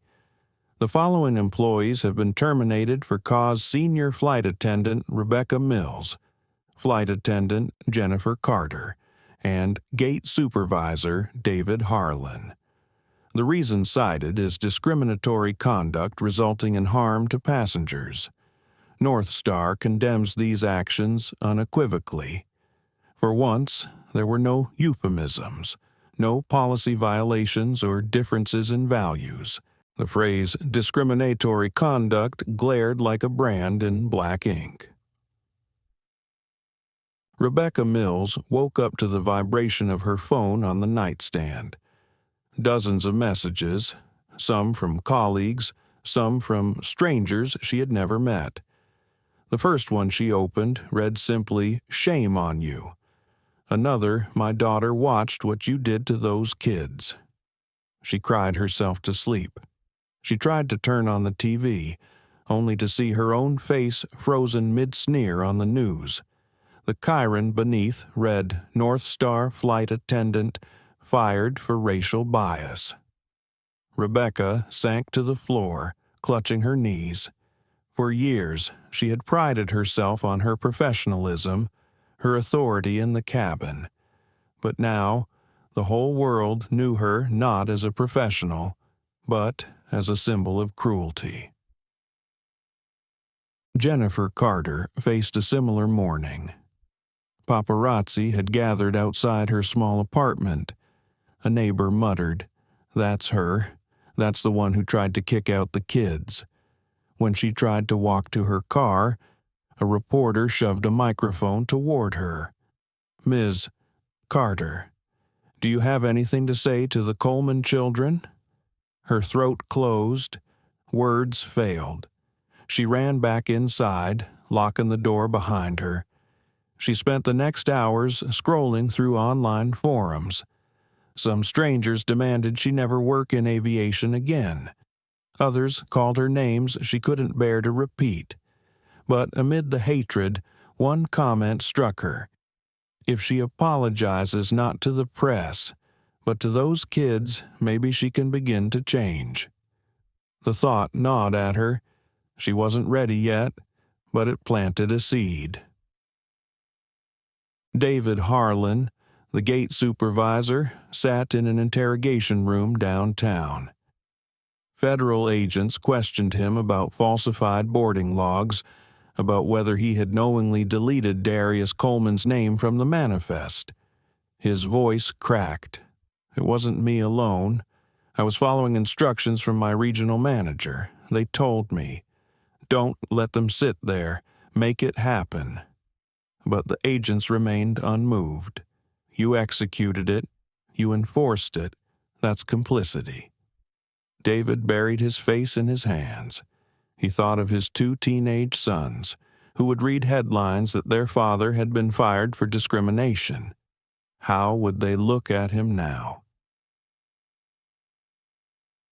Meanwhile, in break rooms across NorthStar hubs, other employees whispered. Some defended Rebecca, Jennifer, and David. They were under pressure. Management always pushed us to cater to certain passengers, but others shook their heads. Pressure doesn't make you strip dignity from children. They chose that. One young flight attendant, Mia Rodriguez, typed out a message on her union forum. "We can't pretend anymore. Bias is in the air we breathe at this company. Coleman just forced us to face it. It's not about 3 names on a list, it's about all of us." Her post went viral among employees. Sparking internal debate is harsher than any management memo. Outside of NorthStar, civil rights groups weighed in. The NAACP released a statement. Accountability must include individuals. Institutions cannot hide behind policies when human beings execute cruelty. The ACLU added, "This is not only about firings. It is about ensuring that those removed do not simply transfer their prejudice to other carriers." Lawyers began discussing legal precedents. Could termination for discriminatory conduct become industry standard? Could airlines be required to disclose past complaints of crew bias before hiring? And yet, amid the fury, there were voices calling for redemption. A columnist in USA Today wrote, "If accountability is justice, then redemption must be part of it too. These individuals must never again wield unchecked authority in the skies, but perhaps, with true remorse, they can become educators, warning others of the cost of cruelty." Even Tyler Jacobs, still riding his viral fame, told his viewers, "Look, I'm angry too, but I don't want their lives destroyed forever. I want them to understand, to change. If they can't, fine, they stay gone, but if they can, maybe the world gets better." For Darius, news of the terminations brought no triumph. When a passenger asked him, "How does it feel?" Seeing them fired, he shook his head. "This was never about firings," he said quietly. "It was about making sure no other child is humiliated for existing in a seat their parents paid for. If losing their jobs is the only way they understand that, then so be it. But I'd rather they had chosen differently in the moment." Caleb, overhearing, asked softly, "So, they lost because they didn't see us as people." Darius pulled him close. "They lost because they forgot what respect means. And when people forget respect, they lose everything."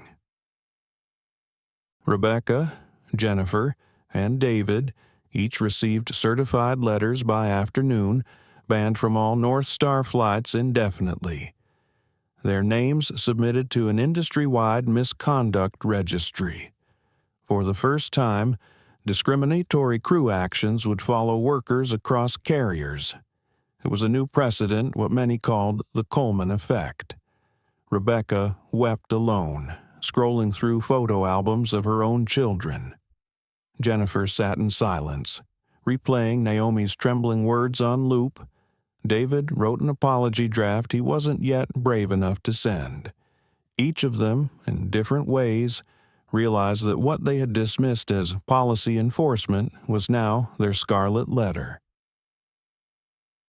The public verdict was clear accountability had to be personal, but whether redemption was possible remained an open question.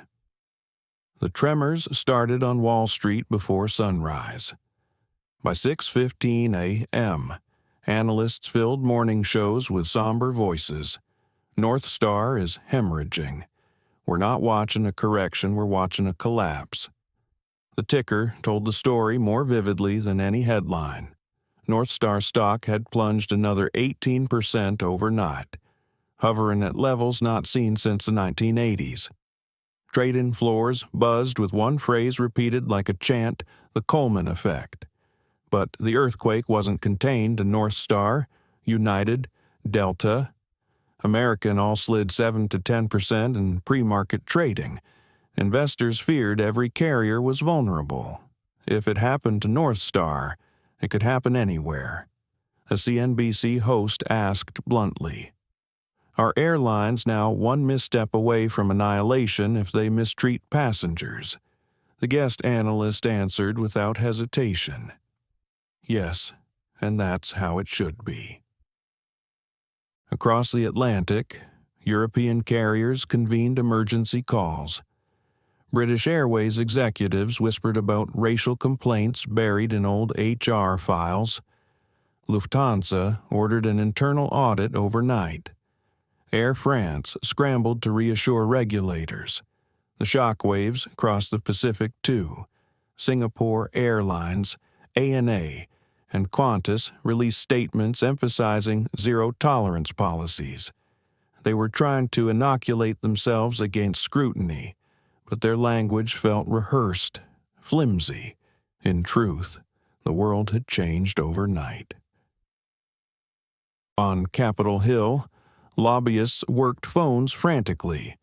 The airline industry had spent decades building political shields donations, dinners, contracts, but suddenly, lawmakers were reluctant to pick up. One congressman told a lobbyist flatly, "You can't buy cover from this. My voters are watching those kids' faces on loop. I can't defend you." Senator Alicia Morales seized the moment. She announced a bipartisan bill, the Airline Passenger Civil Rights Act of 2028. It included mandatory bias training, public reporting of complaints, and executive liability clauses nearly identical to Darius Coleman's demands. Within hours, co-sponsors signed on. No one wanted to be seen as opposing it. Corporate America outside aviation also felt the tremors. CEOs called emergency meetings. If a father could dismantle an airline mid-flight, what would stop employees, customers, or shareholders from holding their own companies accountable at a Fortune 500 retreat in Aspen? A tech executive muttered, "Coleman just reset the social contract. We've all been warned." Another replied, "We can fight it, or we can adapt. But if we fight, we'll lose." The media dubbed it the Coleman Doctrine. Editorials flooded in the Washington Post, "Corporate Power Meets Moral Power and Lost." Los Angeles Times, "Darius Coleman proved justice can travel at 500 miles per hour." Chicago Tribune, "From one father to every parent." Dignity isn't negotiable. For once, the coverage was not fragmented by ideology. It was unanimous what happened on the Flight 237 was unacceptable, and what Darius demanded was inevitable. But in NorthStar's Dallas headquarters, the quake felt like annihilation.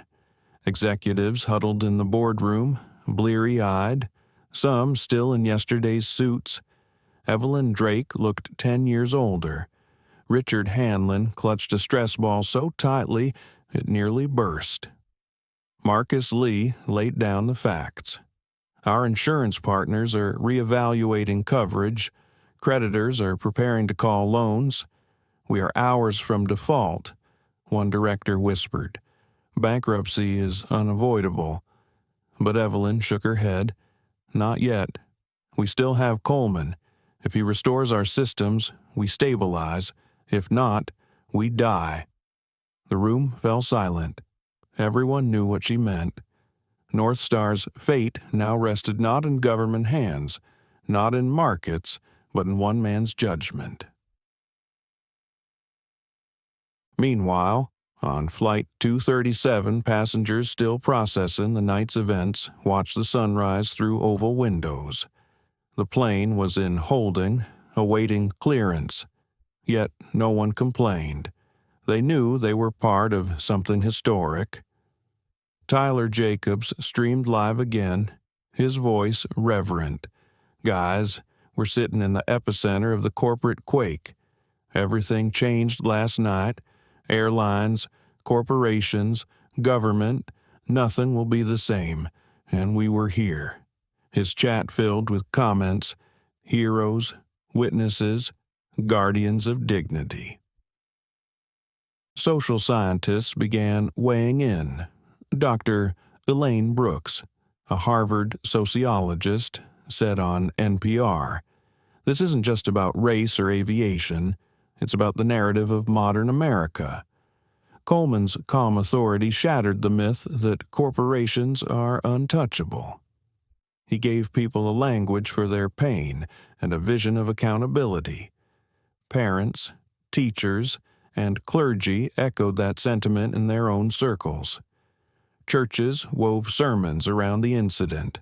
Schools planned classroom discussions. Dinner tables buzzed with debate. The quake even reached the White House Situation Room. President Jacobs convened advisors. If airlines collapse, travel collapses, but we can't defend the indefensible. Find a balance, support reform, but keep the economy stable. His chief of staff replied, "Mr. President, right now the people trust Coleman more than they trust us." The room fell into uneasy silence. By midday, the Securities and Exchange Commission announced a review of NorthStar's disclosures. Did the company hide systemic bias? Were investors misled if proven? Executives could face not just terminations, but prison. Evelyn Drake stared at the news alert on her phone. She knew the earthquake wasn't just shaking her career, it was cracking the very ground beneath her. But amid the rubble, one voice rose above the chaos, Darius Coleman's. He issued a short statement through his foundation. This was never about revenge, it was about dignity. For my children, for your children, for every traveler, the skies belong to all of us. That will not change. The words were calm, almost gentle, yet markets, regulators, and parents across the globe read them as gospel. The quake had not ended. It was only beginning. By the time dawn broke over Seattle, exhaustion had settled on the Coleman family like an invisible weight. The storm of cameras, statements, and headlines had not yet slowed. But inside a small private lounge at the airport, there was finally a thin pocket of quiet. Naomi curled up on a leather couch, her head resting against her father's arm. Caleb sat nearby, tapping anxiously on his phone. His feed was flooded with notifications. Friends from across the country messaging things like, "You're trending," "Bro," and "Your dad is a legend." But Caleb wasn't sure how to feel. He had wanted the humiliation to stop. Yes, he had wanted fairness. But this level of attention, millions of strangers knowing his name, dissecting his pain, it felt overwhelming. "Dad," he said quietly, looking up from the screen, Am I always going to be the kid who got kicked out of first class?" Darius reached over and set the phone down gently. "No, son. You'll be the kid who stood his ground, the kid who refused to shrink. Don't let them define you by what was done to you. Let them remember what you did in response." Caleb nodded, though the knot in his chest didn't fully loosen. Across the room, Naomi stirred. Her voice was barely above a whisper. Daddy, I wasn't brave. I wanted to cry the whole time. Darius pulled her closer, brushing a strand of hair from her forehead. Bravery isn't about not wanting to cry. It's about standing tall even when your heart wants to collapse. You did that. Both of you did. Naomi's small hand clutched his tightly, as if needing proof he was still there. The door opened softly. Elena Vasquez, one of Coleman's senior advisors, stepped in carrying fresh clothes for the children and a tray of breakfast. Her eyes lingered on the family a moment before speaking. "You should eat. You'll need your strength. The day isn't over." Darius gave her a grateful nod. "Thank you, Elena, for everything." She set the tray down, then hesitated. "They'll look to you not just as a father, but as a leader now. The pressure will be relentless. Are you ready for that?" Darius exhaled slowly.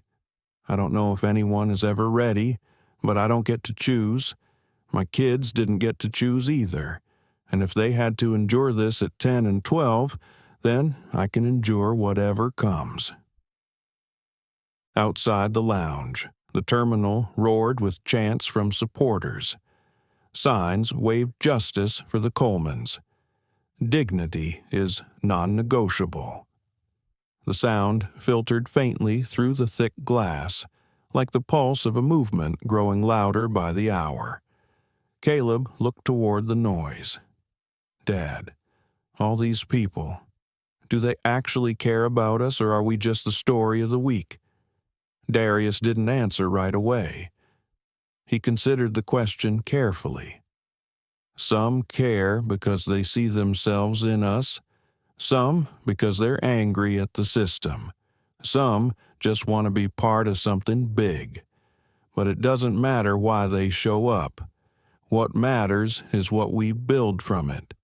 If we guide it well, their voices can create change bigger than us. Later, after Elena left to handle media requests, the room grew still again. Darius finally allowed himself to lean back, closing his eyes. For a few stolen moments, he wasn't the CEO dismantling an airline or the face of a civil rights reckoning. He was simply a father, bone-tired, holding his children close.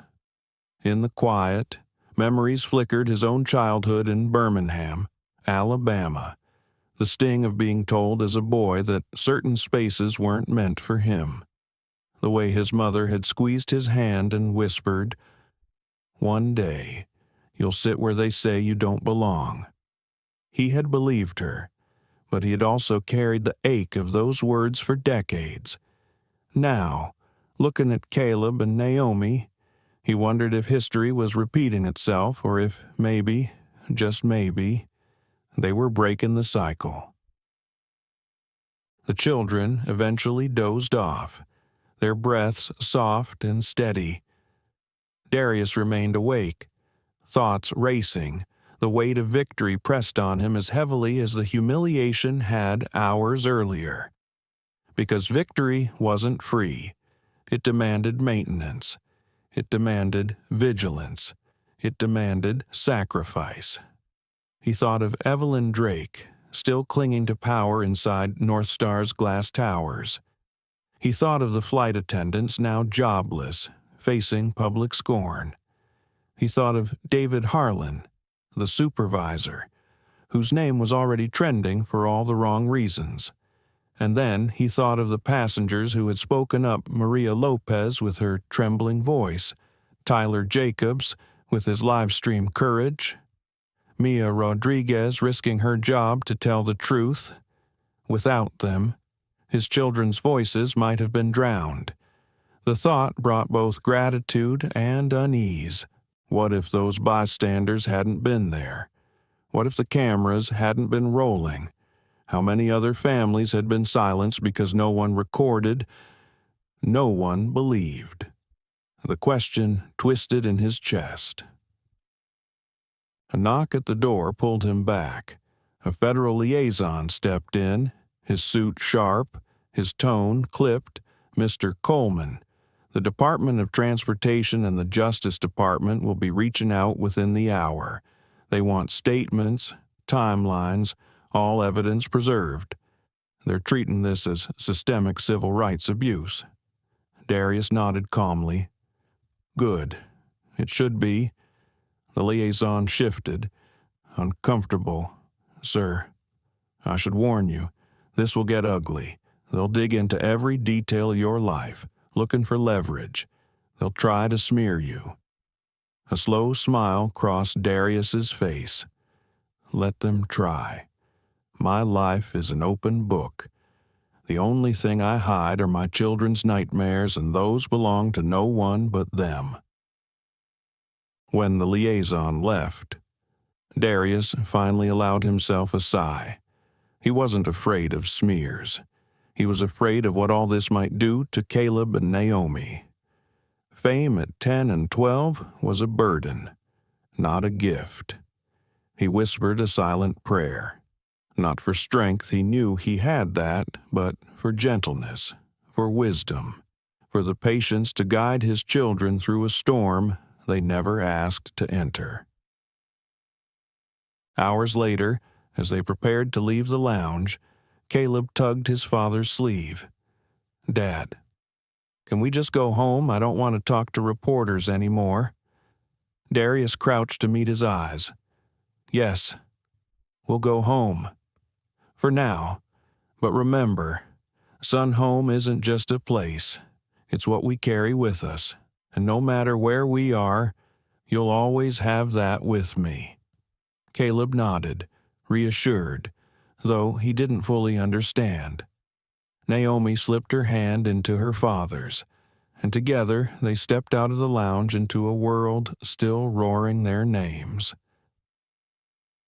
In that moment, Darius knew two truths at once.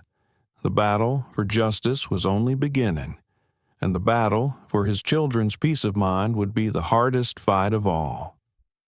The morning after Flight 237, the airline industry woke up to a nightmare. Across the United States, boardrooms filled before sunrise, executives shuffled in with coffee cups trembling in their hands, eyes red from sleepless nights. It wasn't just NorthStar Airlines that was in crisis, it was everyone. At Delta headquarters in Atlanta, a vice president slammed his fist on the table. "If this happened to NorthStar, it can happen to us." We've all had complaints like this buried in HR. Coleman has opened Pandora's box. American Airlines convened its legal team. One attorney flipped through a thick binder of passenger grievances. "We can't spin this anymore. We need structural change, or we'll be next." Southwest executives stared at graphs showing their stock slipping by the hour. A single incident, thousands of miles away, had sent shockwaves through their balance sheets. In New York, cable news networks ran split screens on one side, clips of Caleb and Naomi being removed from first class. On the other, parents across America voicing outrage. Morning anchors didn't mince words. If children can't sit in seats their father purchased, then dignity in the skies is dead. Commentators debated whether airlines should face government receivership if they failed civil rights compliance.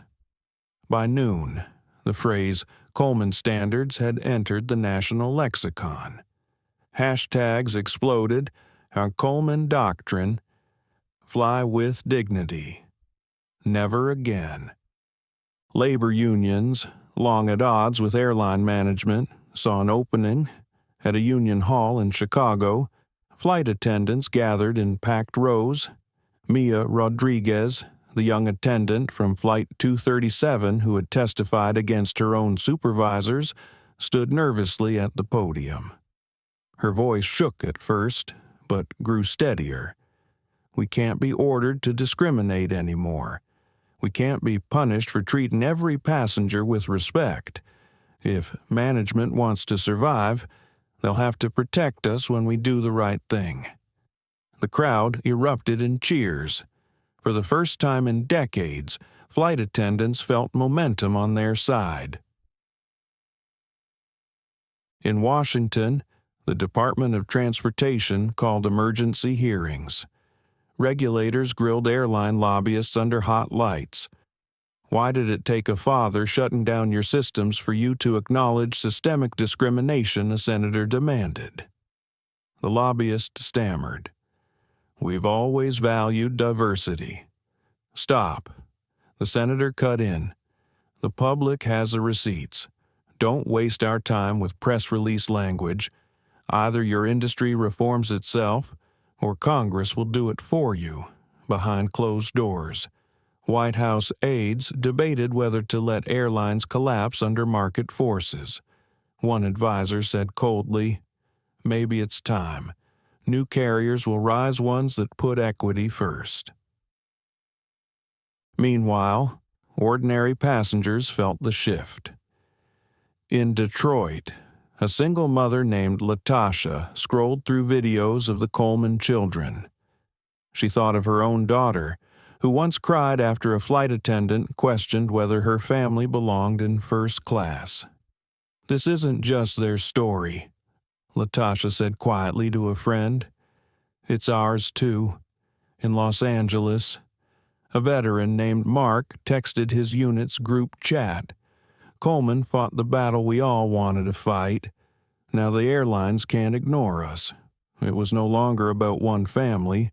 It was about millions of customers who had long endured silent indignities in cramped cabins and premium lounges. Corporate America began recalibrating in real time. Consulting firms pitched airlines on bias detection platforms. Thomson Tech, the company Darius led, was suddenly fielding calls from across the globe. Elena Vasquez coordinated teams working around the clock.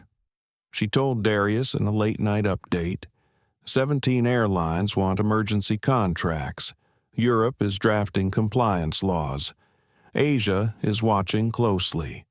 You didn't just shut down NorthStar. You rewrote the rules of global travel." Darius absorbed the information silently, his expression unreadable. He had never sought to become a symbol.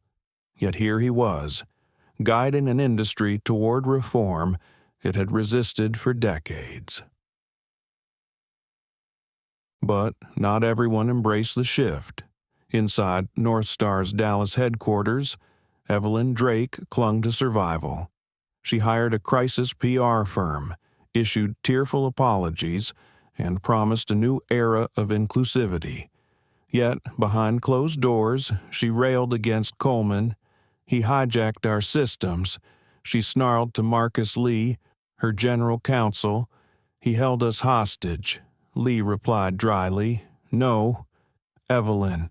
We held ourselves hostage the moment we built policies that punish children for existing while black." Coleman just revealed the truth. Her face hardened, but she had no rebuttal. On Capitol Hill, the legislative wheels turned faster than anyone expected. The Airline Passenger Civil Rights Act gained 60 co-sponsors in 2 days. News anchors called it the fastest-moving bipartisan bill in a decade.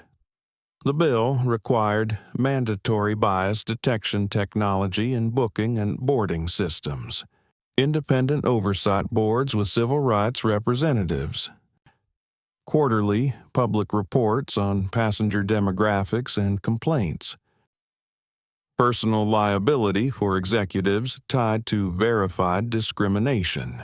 The provisions mirrored Darius Coleman's demands, almost word for word. That evening, CNN hosted a town hall.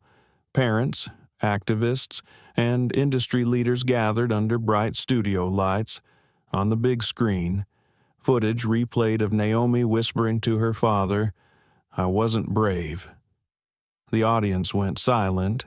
Then a teacher stood up. That little girl was braver than most adults I know, and because of her, my students will believe they belong anywhere they earn the right to be." Applause thundered. The movement was no longer about Darius alone. It was about what his children had awakened in others. By week's end, analysts declared the industry had entered its Coleman era. Some airlines would not survive. Others would adapt, but none could return to the old ways. A Wall Street Journal editorial summarized it bluntly for decades. Airlines maximized efficiency by quietly minimizing humanity. Flight 237 ended that chapter. The age of dignity has begun. For Darius, the recognition was bittersweet. He knew structural change was essential, but he also knew the cost, the privacy his children had lost, the burden they carried as unwilling icons. As he tucked Naomi into bed that night, she looked up and asked, "Daddy, are the skies safe now?" He kissed her forehead gently. "Safer than they were yesterday, and tomorrow, safer still, because of you." Her eyes closed with a tired smile, and in that quiet moment, Darius understood the reckoning wasn't just about airlines. It was about rewriting what America believed was possible. It took less than 3 weeks for the bill to pass. On a bright spring afternoon, the Senate chamber echoed with an unusual sound, thunderous applause from both sides of the aisle. The Airline Passenger Civil Rights Act of 2028 had cleared with a 91-9 vote. Reporters rushed to the steps of the Capitol, where parents, activists, and veterans stood holding photos of their children, their loved ones, their own bruising experiences of discrimination in the skies. The cameras captured one truth: the Coleman standards were no longer proposals. They were law. The changes arrived fast. Airports across the nation posted signs, "Welcome to the new standard. Dignity guaranteed." Check-in screens displayed a small seal, "Certified Bias-Free Boarding." Airlines scrambled to implement bias detection systems, many supplied by Thomson Tech, Darius's company. Union leaders announced new protections for flight crews. For the first time, attendants could refuse orders that violated passenger rights without fear of retaliation. Mia Rodriguez became a public face of that effort, her story on Flight 237 inspiring thousands of her colleagues to stand taller. Passengers noticed immediately. Boarding lanes no longer felt like checkpoints of suspicion. Children were greeted with smiles, not side eyes. Upgrades were handled transparently. Families traveling together were protected by federal guidelines. It wasn't perfect, but it was progress. The ripple effects spread beyond aviation. Ride-sharing companies introduced dignity clauses. Hotels launched guest respect guarantees. Even banks and hospitals quietly began reviewing bias protocols. Corporate America had learned that reputational collapse could happen in 10 minutes or less. The movement had momentum, and everywhere, it carried one name: Coleman. For Darius, the new law was both vindication and burden. He sat in his Washington office, stacks of contracts and policy drafts crowding his desk. Elena Vasquez briefed him on incoming partnerships. European Union regulators wanted Thomson Tech to certify all major carriers. Asian airlines were lining up next. "You've built the new standard," she told him, "and the world is buying it." Darius leaned back, rubbing his temple. His voice was steady but weary. "I never wanted to sell justice. I just wanted my kids to fly without fear." Elena studied him carefully. "And that's exactly why people trust you. because you didn't do it for profit. You did it for dignity. That weekend, he finally carved out time to be just a father again. Caleb wanted to practice basketball in the driveway. Naomi wanted to paint watercolors of airplanes. For once, Darius let his phone rest face down on the kitchen counter. As the sun dipped low, Naomi climbed onto his lap with her sketchbook. She showed him a picture, a plane flying under a rainbow, 2 children waving from the windows. "Do you like it, Daddy?" she asked shyly. He swallowed hard, nodding. "I love it." She leaned closer. "It's not just us on the plane. It's everybody, and nobody gets kicked out this time." Tears filled his eyes before he could stop them. He hugged her tight, whispering, "That's the world we're building, baby girl." On television that night, President Jacobs signed the bill into law. He looked into the camera and said, "The skies belong to all of us. No child, no parent, no traveler will ever again be told they don't belong. Because they do. Because we all do." In living rooms across America, families applauded. Some cried. Some simply nodded. A silent recognition of decades of indignities finally being named, challenged, and changed. At NorthStar's Dallas headquarters, the scene was starkly different. Bankruptcy papers lay on Evelyn Drake's desk. The company was being dismantled. Routes sold off to competitors.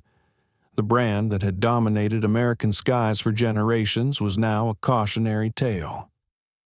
Evelyn stared at the empty boardroom, her reflection fractured in the glass. Once she had believed NorthStar was untouchable, now she understood arrogance had been their downfall. History would not remember NorthStar kindly, but it would remember the lesson. Meanwhile, in classrooms, teachers played clips of Naomi whispering, "I wasn't brave." Students debated what bravery truly meant. In community centers, veterans spoke about dignity as a right, not a privilege. In churches, pastors preached about justice that begins with ordinary choices in ordinary moments. The story of Flight 237 had transcended aviation. It had become a parable of modern America. Late one evening, Darius stood alone on his balcony overlooking Washington's skyline. The city lights flickered, reflecting both fragility and resilience. He thought of his late wife, who had once told him, "Your strength isn't in how loud you speak, it's in how steady you stand." He whispered into the night. We stood steady, and the world moved. The next morning, his phone buzzed with a new message, an invitation to testify at the United Nations on corporate accountability. The Coleman Doctrine was no longer just American law, it was become an international precedent. He sighed softly, knowing the fight was far from over, but he also knew he wasn't fighting alone anymore. Millions had joined him, and 2 small children had shown the world what courage looked like. As Naomi walked into the room, rubbing her sleepy eyes, she asked, "Daddy, are we still part of the story?" He knelt down, brushing a curl from her face. "Sweetheart, you're not just part of it.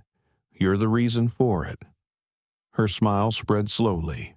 Then she nodded with the certainty of someone who knew her place in the world was secure. For the first time in weeks, Darius felt a quiet peace settle over him.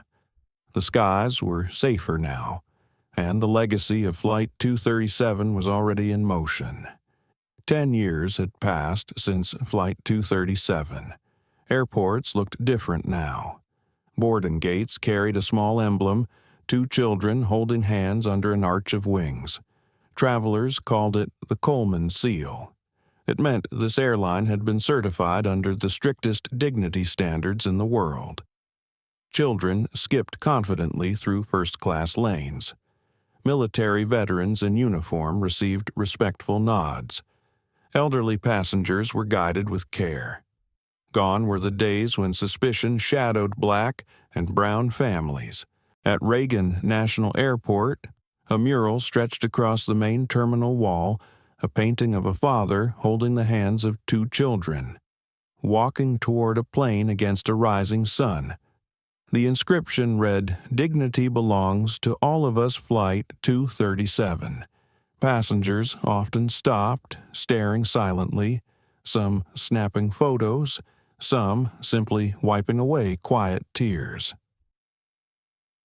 Darius Coleman, now grayer at the temples but steady as ever, walked through that same terminal one evening. Naomi, now 20, held his arm as they strolled past the mural. Caleb, 22, trailed just behind, tall and broad-shouldered, carrying a backpack slung carelessly over one shoulder. Naomi tilted her head, studying the painted children.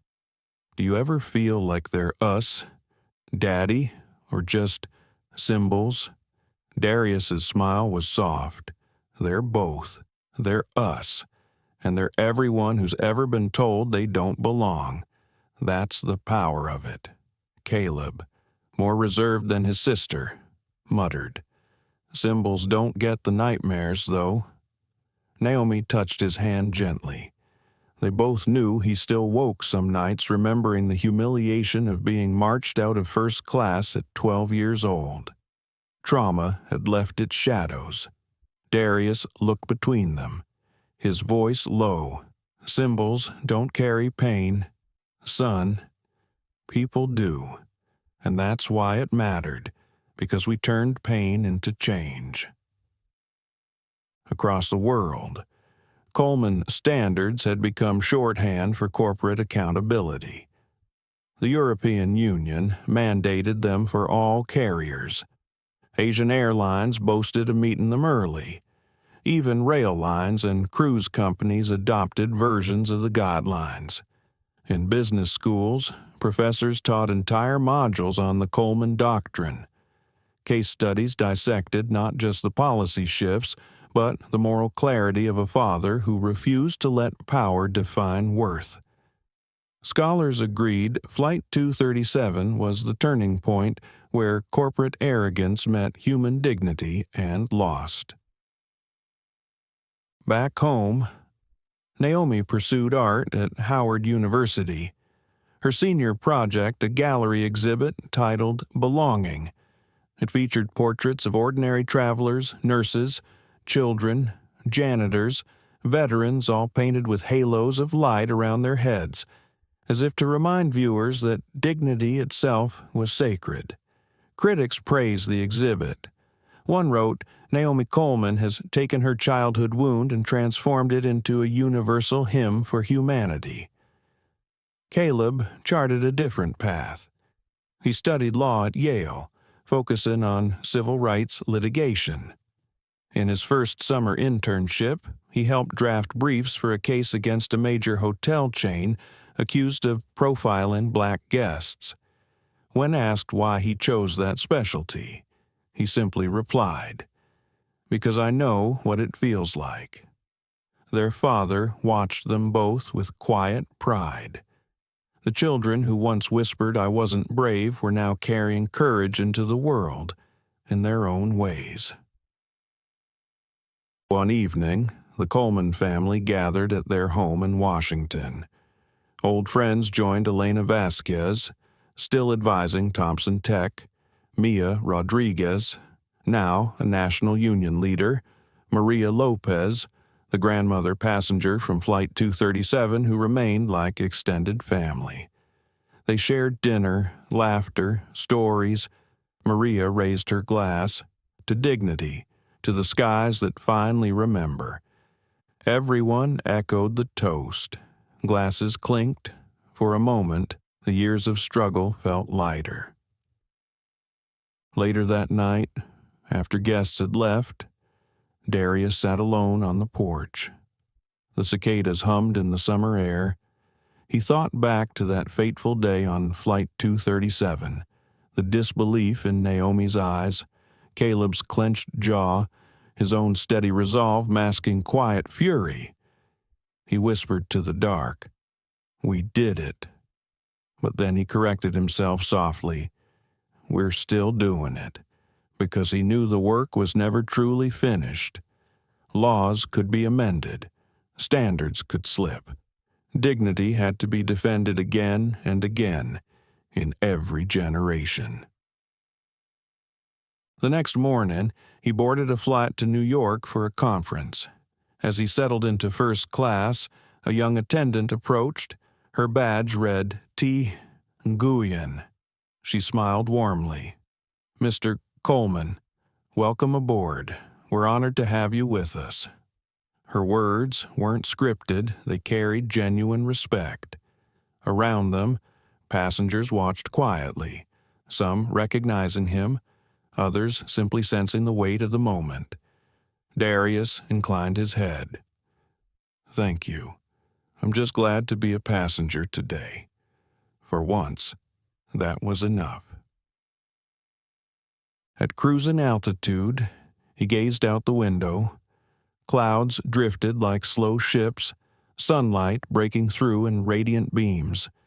Somewhere below, families traveled to reunions, to funerals, to fresh starts, and each of them could do so with a little more dignity than before. He closed his eyes, hearing Naomi's voice as a child, "I wasn't brave." Then Caleb's voice, years later, "Symbols don't get the nightmares." And finally, his own, steady in reply, "We turned pain into change. The skies remembered, and so did he." 10 years after Flight 237, the story was no longer just theirs. It was the world's, and high above the clouds. Darius Coleman finally let himself rest. The story of Darius Coleman is not only about airlines, it's about life. Many of us know the sting of being overlooked, doubted, or treated as if we don't belong. With age, we carry those memories quietly, but they never truly fade. What Darius showed us is that dignity doesn't require shouting or revenge. It requires steady courage, the willingness to act with clarity even when the world is watching, and especially when children are learning from us. For older generations, the lesson is profound. We still have the power to shape what comes after us. By choosing dignity over silence, by confronting injustice calmly but firmly, we leave behind a legacy that heals rather than wounds. Life often places us in moments where silence feels easier. But as this story reminds us, silence can cost the next generation their sense of worth. The way we stand today becomes the ground on which our children and their children will walk tomorrow. Thank you for watching and sharing this journey with us. Stories like these remind us that dignity, justice, and compassion belong to everyone. If this touched your heart, please like, share, and subscribe to the channel so, together, we can keep telling stories that matter.